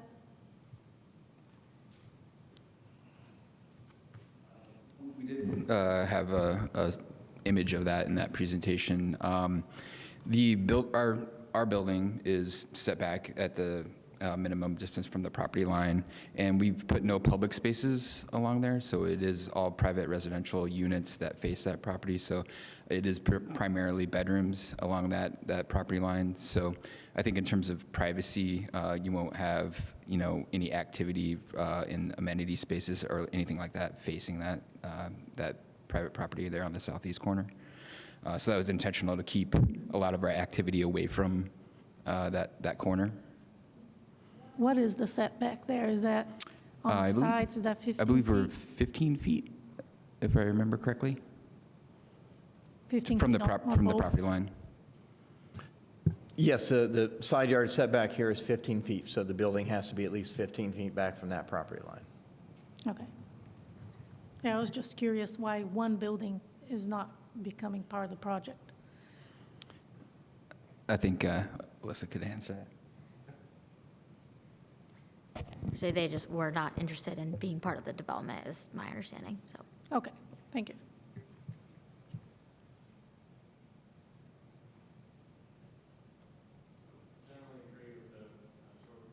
Transportation, but question for the petitioner.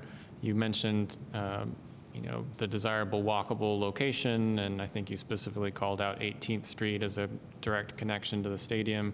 I was just noticing, at least it appears from maps, that on 18th Street, there's not a continuous sidewalk on either the north or the south side of the street. Within a couple hundred feet of the property, there are gaps on both sides. I was just curious, did you look at that in your analysis? Do you have any concerns about that?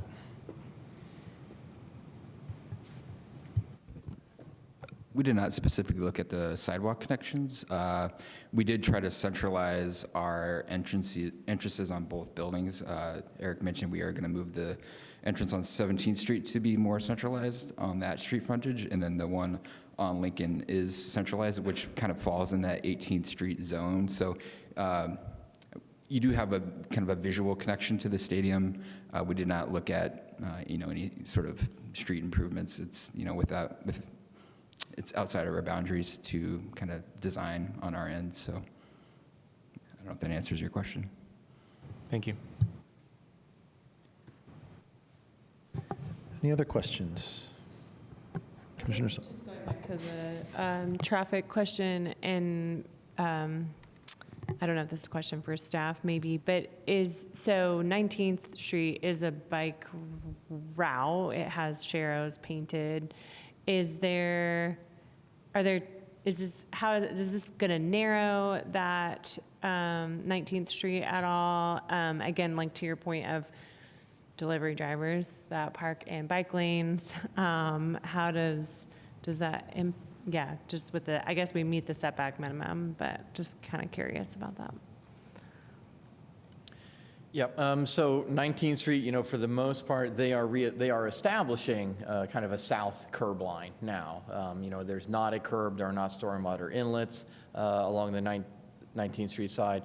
So I believe they are proposing to basically keep the street at the existing width of about 22 feet. And so they don't have any drop-off lanes. I think that 19th Street allows for on-street parking on one side. So that, would just kind of be allowed to continue.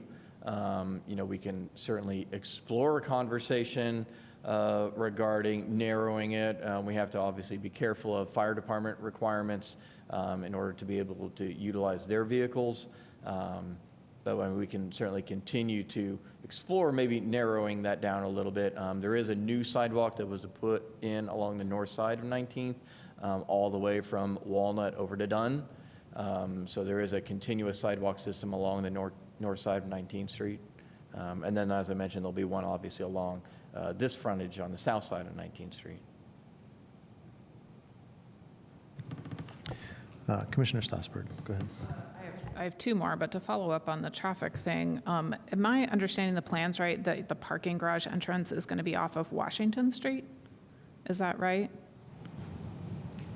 Yes, that is correct. Okay, so is Washington being widened then to some degree? Because Washington, that little stretch of Washington is super narrow looking and really. Yes, right. They've got it shown at 24 feet wide. So they are kind of taking the eastern curb or eastern edge of Washington Street and making that 24 feet wide. So in essence, on the Washington Street side, they're holding the existing edge of pavement along the west side of Washington and then expanding the east side of Washington, which is what pushes some of the sidewalk and tree plot adjacent to the entrance.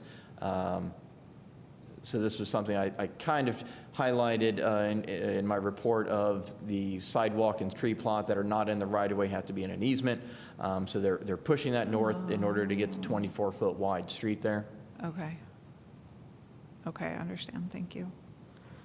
Should I go ahead and do my second question / statement? Thank you. So there's a lot of demolition involved in this. What kind of communication, well, I guess two things. First of all, I'm interested in your timeline on that demo, and then what kind of communication you've had, if any, with any of those tenants that are going to be displaced. And then I have a more specific question after you address that one. Yes, so on the timeline question, we are looking to, if approved, potentially start demolition later this year at the, I would call it Q4 of 2024.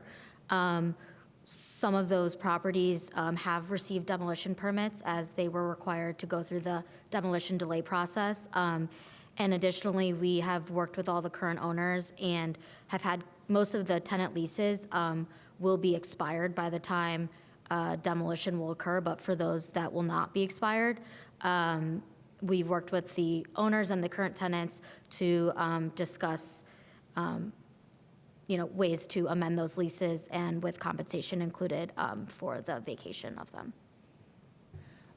I just really want to point out to you right now one of those addresses, which is 205. Let me make sure that I'm saying the right number in the right place.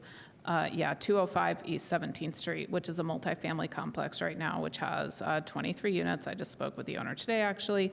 22 of them are filled. And so this is in District 3. So for those of you who are going, why is she bugging? This is like my district, right? And I knocked on those doors last year, and this is a low-income complex. These are folks that need affordability very badly and currently have it. And the complex owner is doing the best he can for them within his ability to make sure that they do not end up unhoused, which is fantastic. But I'm just wondering what you guys, if anything, might be prepared to do to help them, because moving costs money. And so even if they can find another place to live that is also affordable, they're still going to have to figure out how to get to that place. And so I'm specifically thinking of some of those residents, which, they were elderly and they were disabled, and they are going, if they do not have a vast support system, they are going to have to pay somebody, i.e. figure out how to pay somebody to help them move. So have you considered reaching out, maybe personally or through the owner of that property, to consider giving them any support at all with those moving expenses? That is not something that has been considered at that time, but is something we can certainly look at going forward. I would really appreciate that as kind of a goodwill thing, because, we think of that area as an area filled with students, but it is not an area filled with students. And that particular complex had a lot of people that were over the age of 60. There were some developmentally disabled people whose doors I knocked on, and those are folks that are going to need some support, I think. And I don't know whether they have individual family support to help that move, but I would really appreciate reaching out to, especially the folks in that complex, but I don't know the status of all of those other folks. Thank you. Thank you. Commissioner Kinsey, go ahead. Eric, when you were talking about the routes into this building, and you mentioned the delivery as being an issue for this kind of site, and I wonder if we could talk a little bit about where delivery is expected to happen, where drop-offs are expected to happen. It's been something I've asked about in other projects, because it's concerning when there isn't a pull-off space or an obvious place and it ends up just being double parking.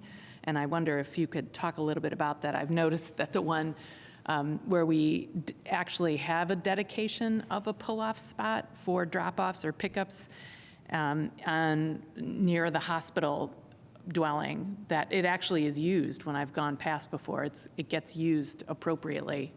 So can the petitioner or you talk a little bit about where that could happen safely and not obstruct traffic or not create a hazard? Yeah, I'm sorry, I'm looking through. I thought that there was a pull-off spot, another spot along Lincoln, and maybe the petitioners can correct me or point that out, that may be hidden by the trees here. There is the fire department access zone, but obviously that's not a parking area for delivery vehicles. So give me just a second to see if I can see, and certainly petitioners can chime in with their thoughts.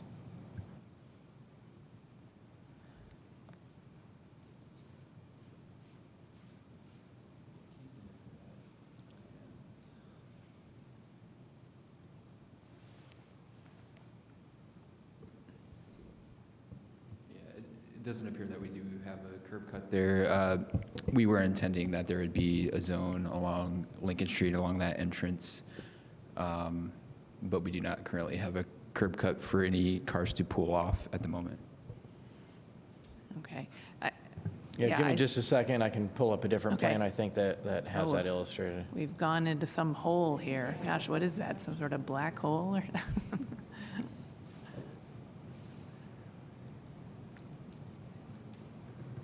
Yeah, and that might also help illustrate kind of, I appreciate all the thoughts about students walking and getting in, but they're going to want to come out and pick something up. And I don't know where all these delivery drivers are going to go either.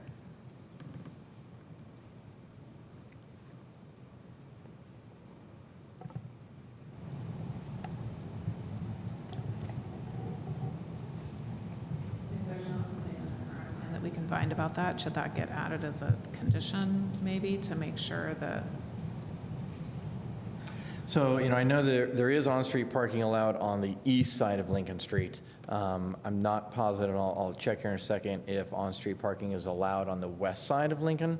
That might take me a minute to look through Title 15 and see.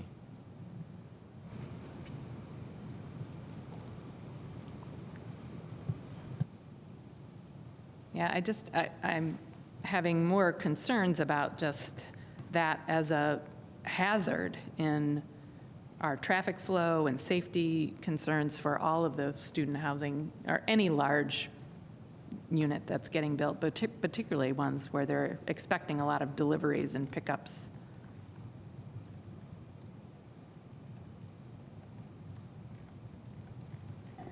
Yeah, I just want to add to that, the Relato over on the east side that's new does have those pull-offs, but I would say that the pull-offs that exist are not necessarily next to the doors that the people need to go in or out of. And I regularly, because I live near there, so there's a car parked in the travel lane on a regular basis over there, and I assume that they're doing deliveries. Yeah, it looks like the west side of Lincoln is signed for no parking. We can certainly continue to look into that. In terms of incorporating a pull-off spot along some of these frontages to have a designated spot like that, I don't see that there'd be any implications specifically.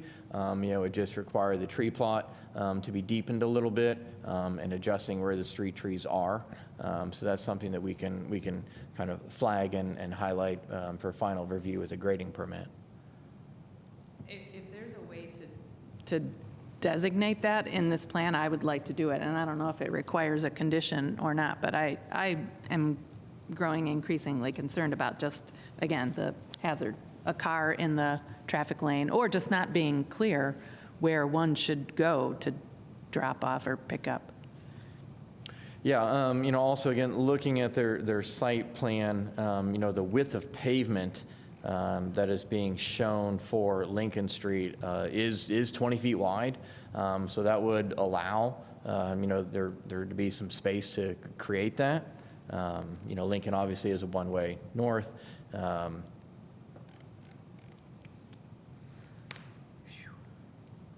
Yeah, I sure hope this doesn't happen on 17th, that's for sure. But certainly, if you wanted a condition of approval to kind of deal with this, or I'm sorry, Lincoln is not a one-way north. I was mistaken. Just also on that note, for fire department access, allowing parking within 20-foot width might be an issue for them as well. Yeah, so it looks like probably, the best kind of course for solving that would be to create separate designated pull-off spaces off of the edge of the road for Lincoln Street. Yeah. And then could obviously be carried around to well, I don't think 19th Street is really an entry point for them. So Washington and Lincoln would probably be, and honestly, probably more Lincoln would be more appropriate to that. I think, they had envisioned probably more people coming into their main gathering or the courtyard entry area that was shown on Lincoln Street. So something immediately in front of that would probably be the most appropriate.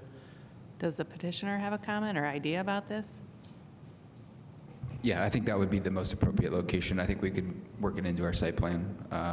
Like Eric mentioned, our main lobby is on Washington Street, so closer to that entrance, that's where the project will be addressed. But yeah, I think there's room there that we could add something. Okay. Yeah, I think even on Washington makes sense, because if people are going to be pulling through there to get to the garage or leaving the garage, I don't want to create an obstruction there, so Yeah, doing some there is a dedicated connection pull-up. through that lobby from Yep. Washington to Lincoln, so if there was a desire for both streets to have a turnoff, I think there's room that we could fit one in on both streets. Okay.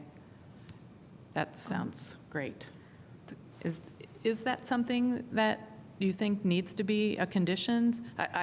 It could get us away from the very ominous 13 conditions to 14 conditions if we wanted to add. I think that's something that would be appropriate. It also helps staff flag that, as we're working through the review to make sure that that's something that does get addressed. So that certainly could be something to help bring us to an even number of 14.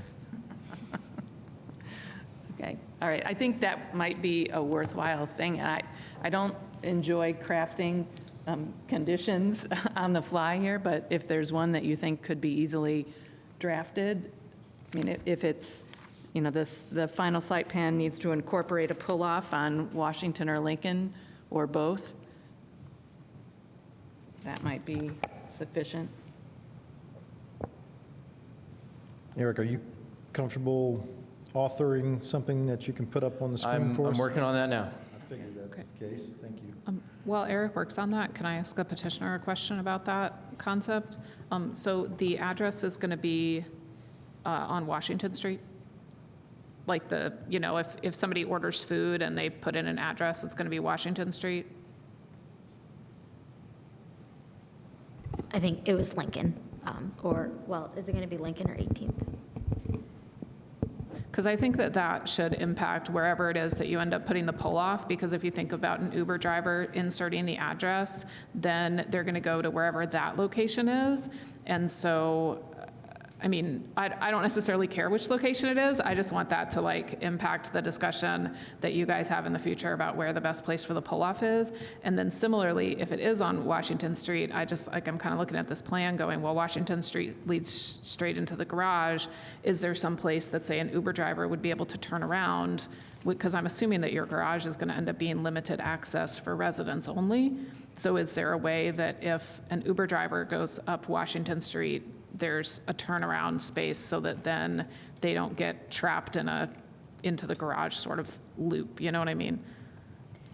Yeah, so given that the main entrance is on Lincoln, then for the addressing question, the address will work with city staff given the size of the property, but the address will be somewhere, that will direct you to that entrance.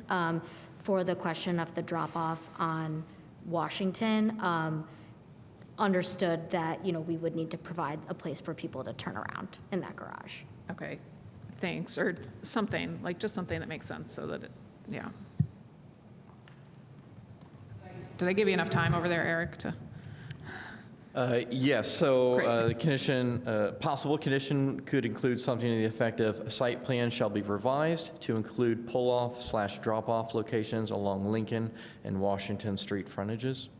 And I'll type that up so you can see what that looks like. Thank you.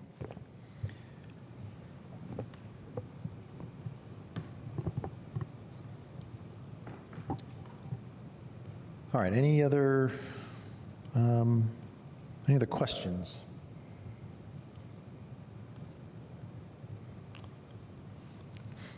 All right, I'm going to go ahead and go to public comment and give staff a chance to get that together.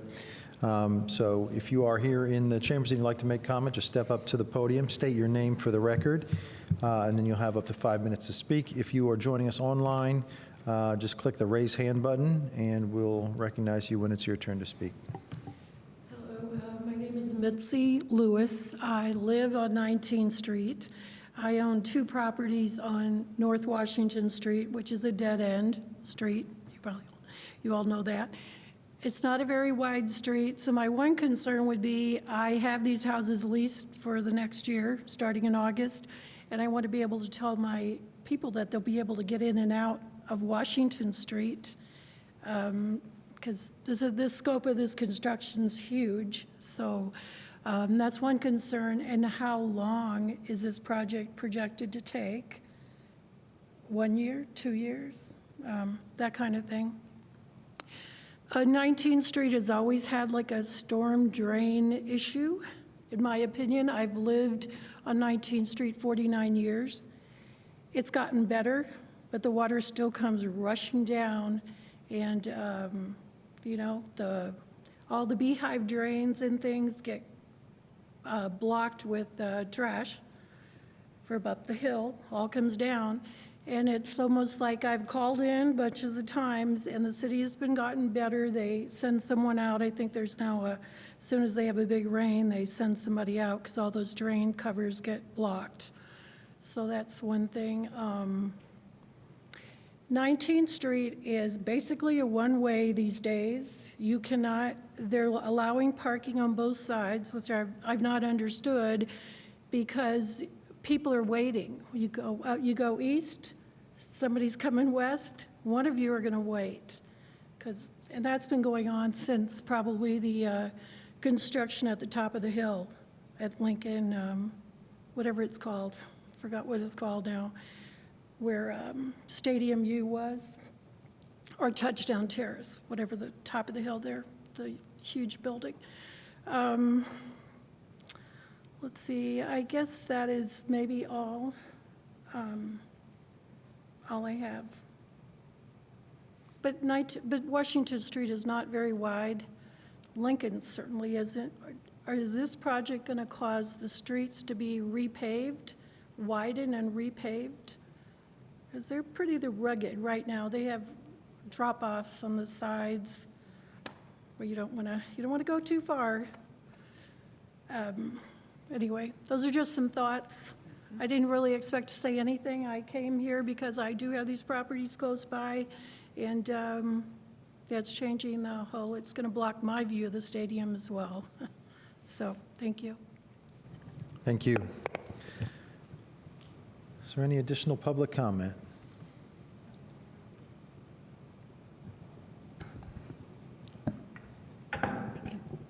Yeah, you should be able to speak.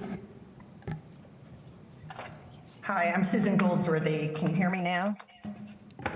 Yes, we can hear you. Okay. Oh, I was trying to start the video, but I guess I can't do that.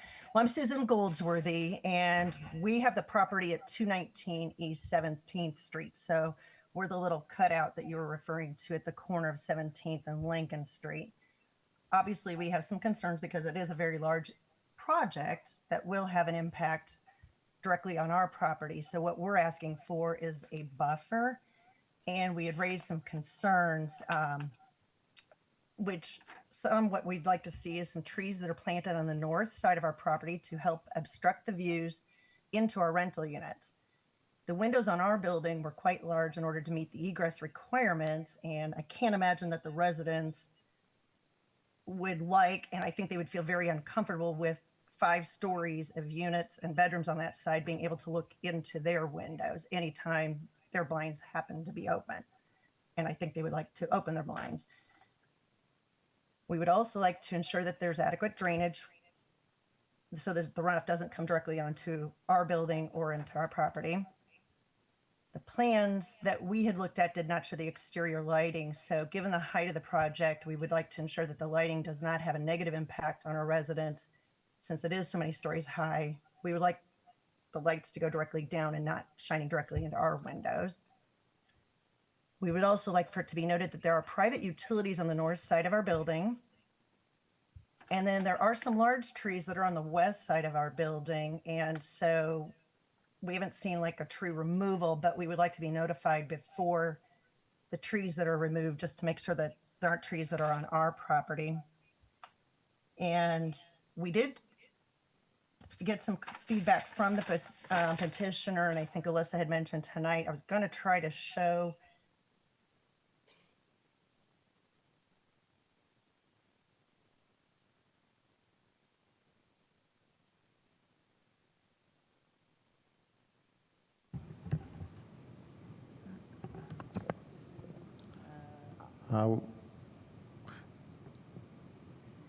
Susan, we can't hear you anymore. I'm not sure if we lost connection or we just lost your microphone.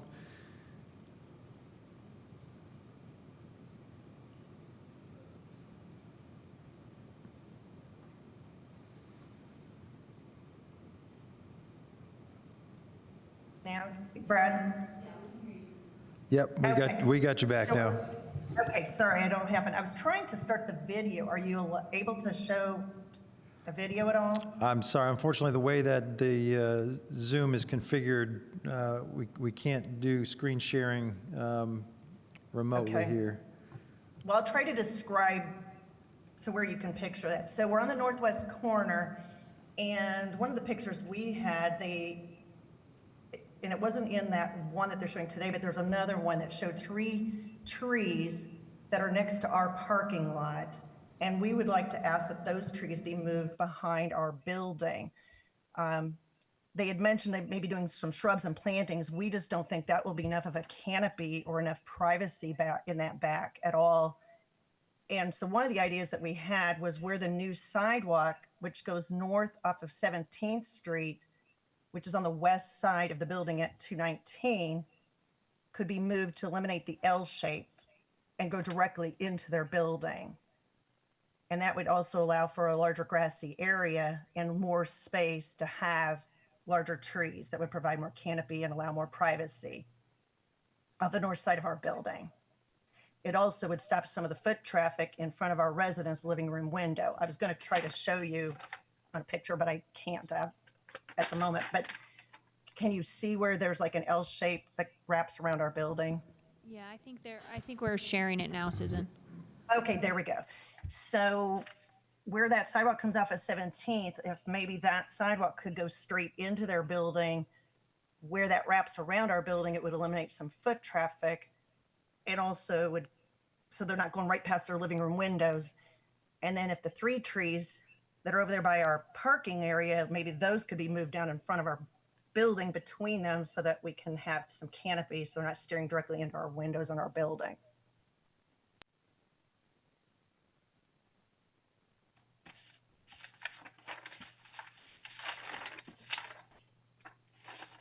And then on the west side of the property, we would just, there's some large trees that aren't shown on here that are kind of right where their sidewalk is, but some of those, there are at least two large trees or whatever. So we just like to be notified before removing some of the large trees that are present there that provide some shade and also might be on our property.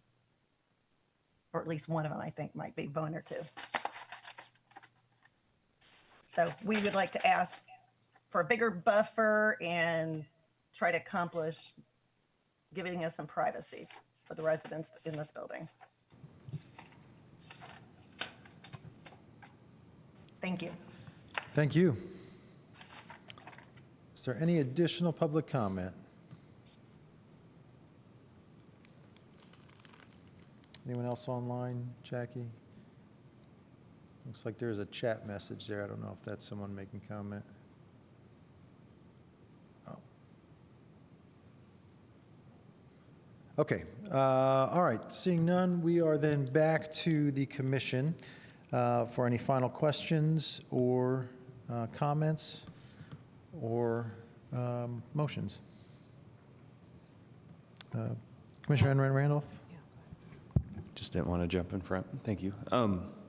Yeah, I think I'm just going to run down kind of what I put. As you can tell,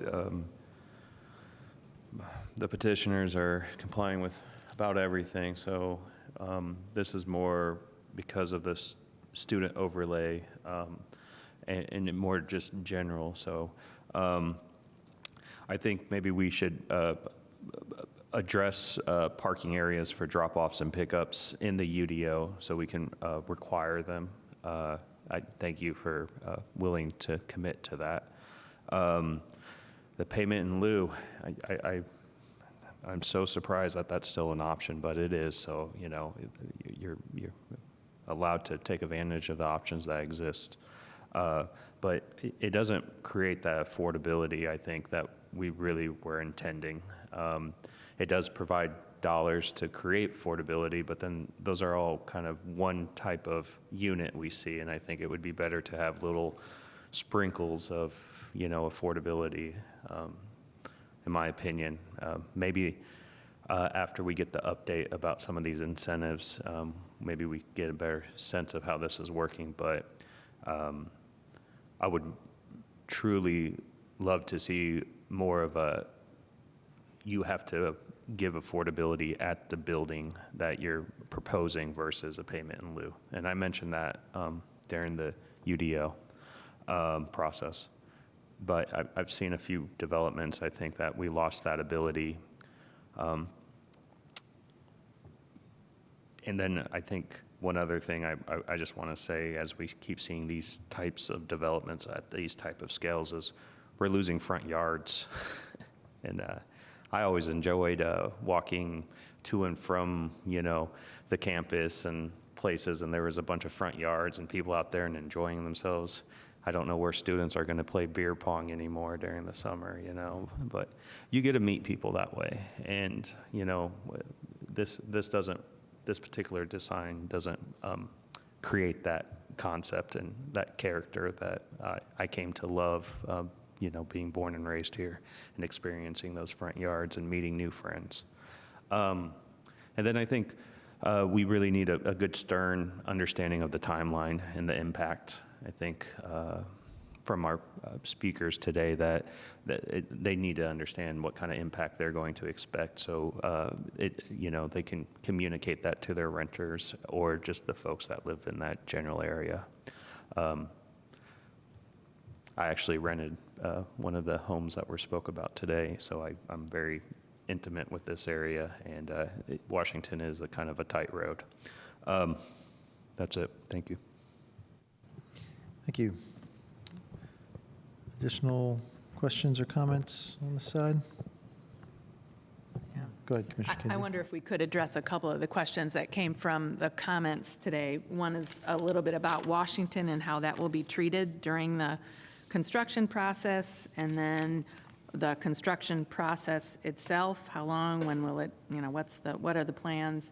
And then I think the specific question about how will Washington be repaved? So if that could be discussed. So I think the first question was on construction access. So we are currently working with the general contractor from the first project to develop a construction logistics plan that would maximize the amount of access around the site. Of course, you know, we want to make sure that people can get to their homes and maintain as much access as possible throughout the construction process.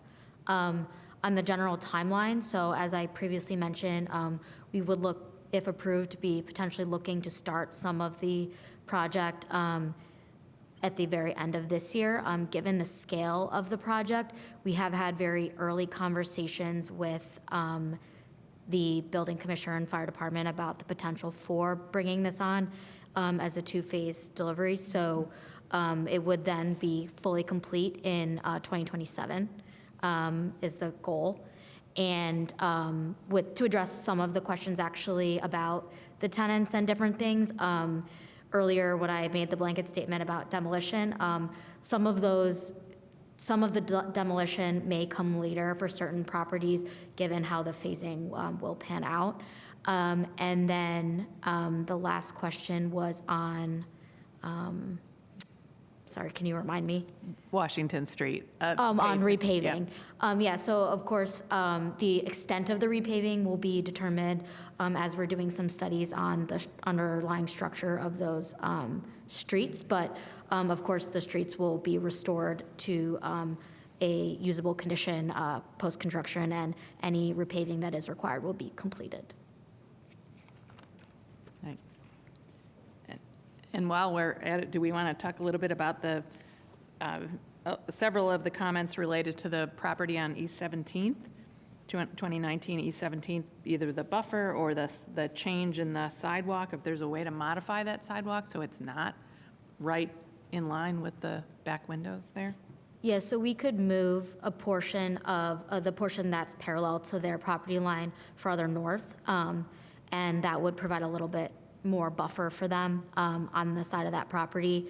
And in discussions and looking at the site, we may be able to provide some more narrow trees in that area in order to provide some visual privacy. And we'll have to study what types of trees that, will be accommodated within that area, but we will certainly do our best to provide as much as possible.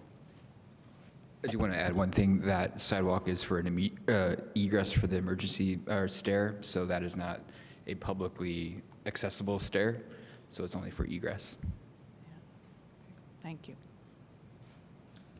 Jillian, real quick, if I can just address a few things there. In regards to the access on Washington Street, we would have to approve a maintenance of traffic plan with a grading permit that would look at, what are they proposing to close, what would be open. Obviously, a lot of those properties along there, that's the only way they can get in and out is from Washington Street. So we certainly want to make sure as we're dealing with the grading permit and the maintenance of traffic plan that we do maintain and keep access open. Both of the streets, as we mentioned, along Washington Street, it's proposed to be 24 feet wide for the majority of it. For 19th Street, it should be 22 feet wide. Certainly in a lot of these situations, we would prefer for streets to be a little bit more narrow. It certainly leads to slower speeds, which is a higher degree of safety. But, we also recognize that the fire department needs to be able to access these. So, the 24 feet that's shown for Washington certainly would give room for construction vehicles while also providing access. Obviously, since this is going to take, 2 years, or more to build, we'll want to make sure that access is maintained kind of year-round.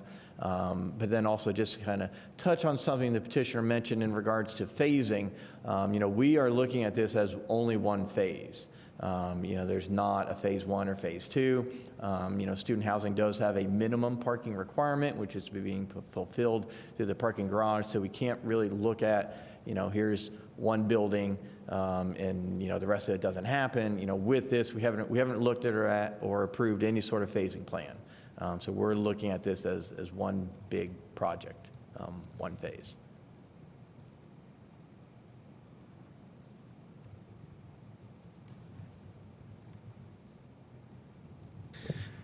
Any other questions from commissioners or comments? May be appropriate for us to revisit the additional condition now. Are you prepared to share that?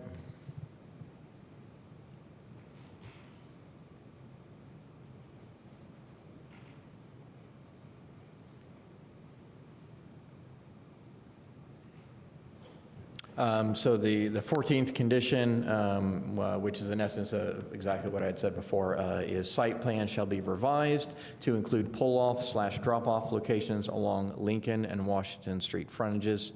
I did not put in a number of spots just to give some flexibility. And obviously, I did not include 19th Street as that was not designed as one of their main in and out points. The Lincoln and Washington Street frontages with their courtyards and access points was the main way in and out. Obviously, it's open to suggestion, revisions if anybody would like to see different language. All right, is this what you were looking for? Yes. Anybody? Yes, I would accept it unless people think of some other creative options here. Yeah, any other objections to this? No entrance on 17th Street? I'm sorry, say that again? Is there no entrance on 17th Street? They do have an entrance and exit, but I don't think that's where we want to be, centralizing pick up and drop off. So Okay. that's why I was not, even understand. suggesting 17th Okay, Street thank as you. that location. Sounds good. All right, so if we're ready, I don't know that we need to take a separate vote on this. If we don't have any objection, I think we can just incorporate this into the motion. The motion would be to approve the use of the sustainable and affordable housing incentives and adopt the proposed findings and approve SP 1124 with the 14 conditions as shown on the screen. Sounds like a pretty good motion to me. If you want to, you can say, so moved. So moved. So I moved. believe we have one more question or comment down here, though. Question, comment. First of all, I feel like it was a little bit of an offhand comment that I just want to make sure gets clarified. The sidewalk that the person on Zoom was referring to, you said it is just an emergency exit, that it is not like a resident couldn't just use that door to go in. Correct, that is not an entrance. Okay, That I is just for wanted to make emergency. sure to say that really loud, just in Yes, case. that is exit only, emergencies from that stair. Okay. On that portion of the building. Great. And I think we do have the room there to adjust to provide some extra screening with trees, so. Yeah, we should be that able would to be accommodate great. Thank you very much. And then otherwise, I just want to, once again, I mean, I know this is essentially by right in a lot of ways, but once again, emphasize my strong preference for you guys working with, especially those residents of the 205 East 17th Street, but any other kind of longtime tenants that might be in there who might have financial challenge figuring out a move because of their situations. Thank you very much. Thank you. Okay, I think we do have a motion on the table. Is there a second for that motion? I'll second that.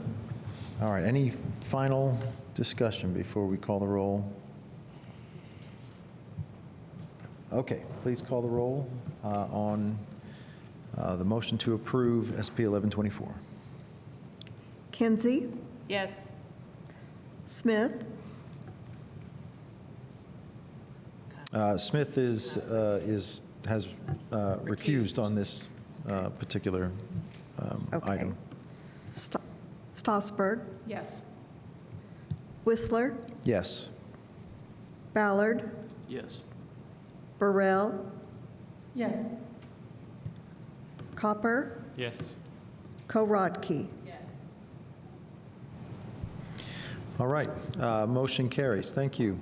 That petition is approved. We are on now to our final agenda item this evening, which is MP 15-24. This is an amendment to the City of Bloomington Comprehensive Plan. Case manager on this is Ryan Roebling. Take it away, Ryan. Thank you. Thank you.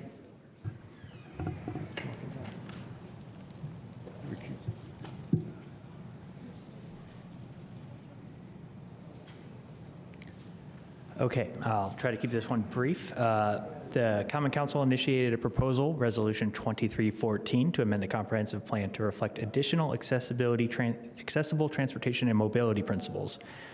This includes involving people with disabilities in decision-making, developing equitable access, providing safe mobility, and ensuring accountability. The Planning and Transportation Department drafted an amendment to incorporate these principles into Chapter 6 of the Comprehensive Plan, introducing a new goal and 3 new policies focused on equitable access, safety, and accountability. You can see those that new goal and 3 new policies here. If you have any questions, I'm happy to answer that if you have them. Thanks. Thank you. Are there any questions from commissioners? Oh, yes. Commissioner Stossberg. You know me, I always have a question. In the first 6.8.1, directing to involve people with disabilities in that decision-making, if you guys don't already do that, how are you proposing to do that?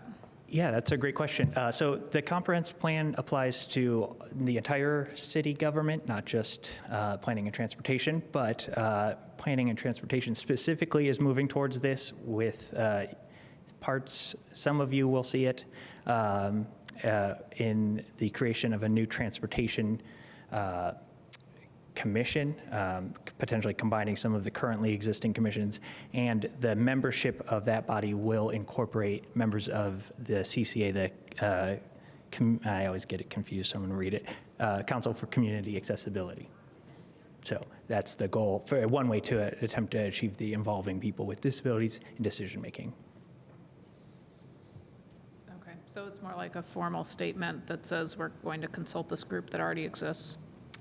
We're going to invite them into the membership of this new commission. So they'll not only be consulted, but will be actively making decisions.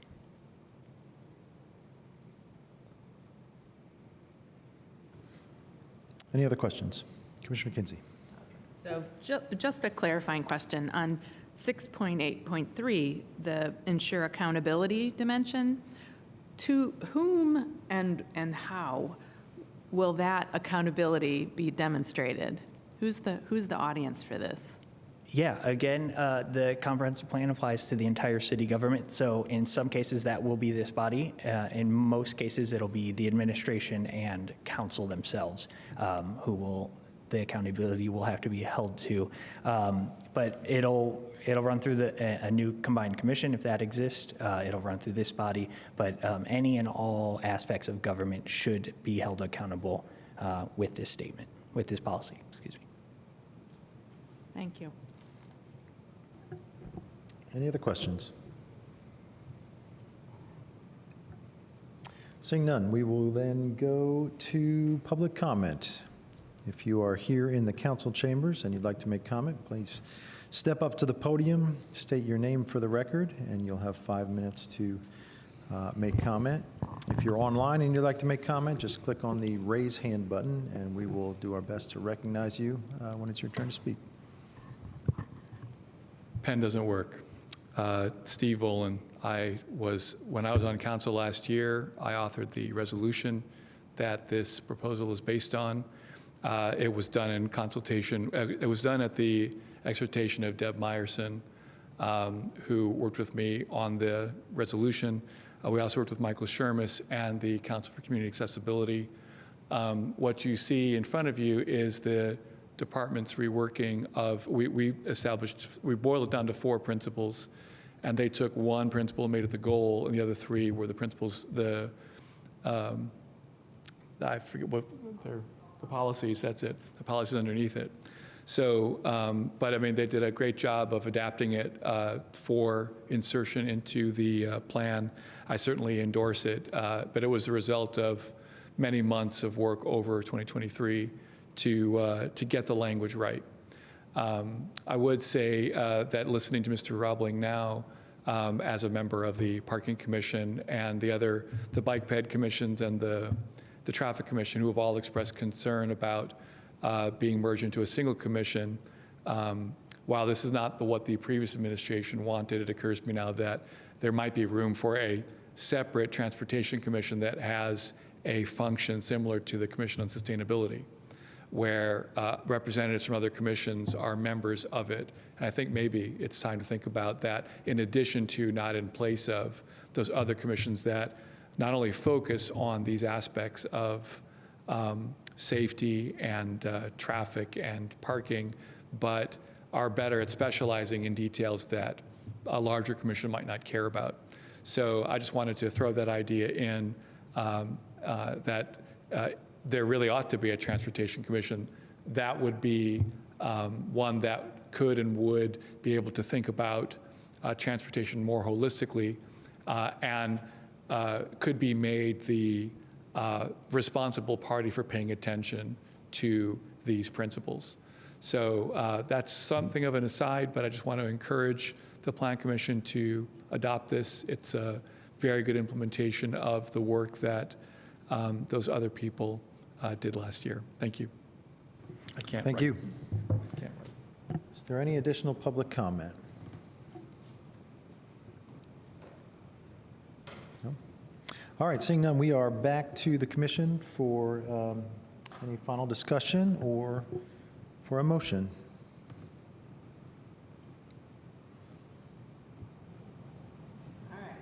I'll motion with excitement that we're amending the plan, the Bloomington's comprehensive plan, with this new goal and 3 new policies related to accessible transportation and mobility principles. So I guess we're sending this on with a positive recommendation to the City Council. Is that our motion? So send it on with a positive recommendation to City Council. All right, the motion is to forward MP 1524 to the City Council with a positive recommendation. Is there a second? All right, we have a motion and a second. Let's call the roll. Smith, Yes. Stossberg, Yes. Whistler, Yes. Ballard, Yes. Burrell, Yes. Copper, Yes. Korodke, Yes. Kinsey. Yes. All right. Motion carries. And that is our final agenda item of the evening. So are there any final announcements before we adjourn? No? All right. Thank you all. We are adjourned. We'll see you next month.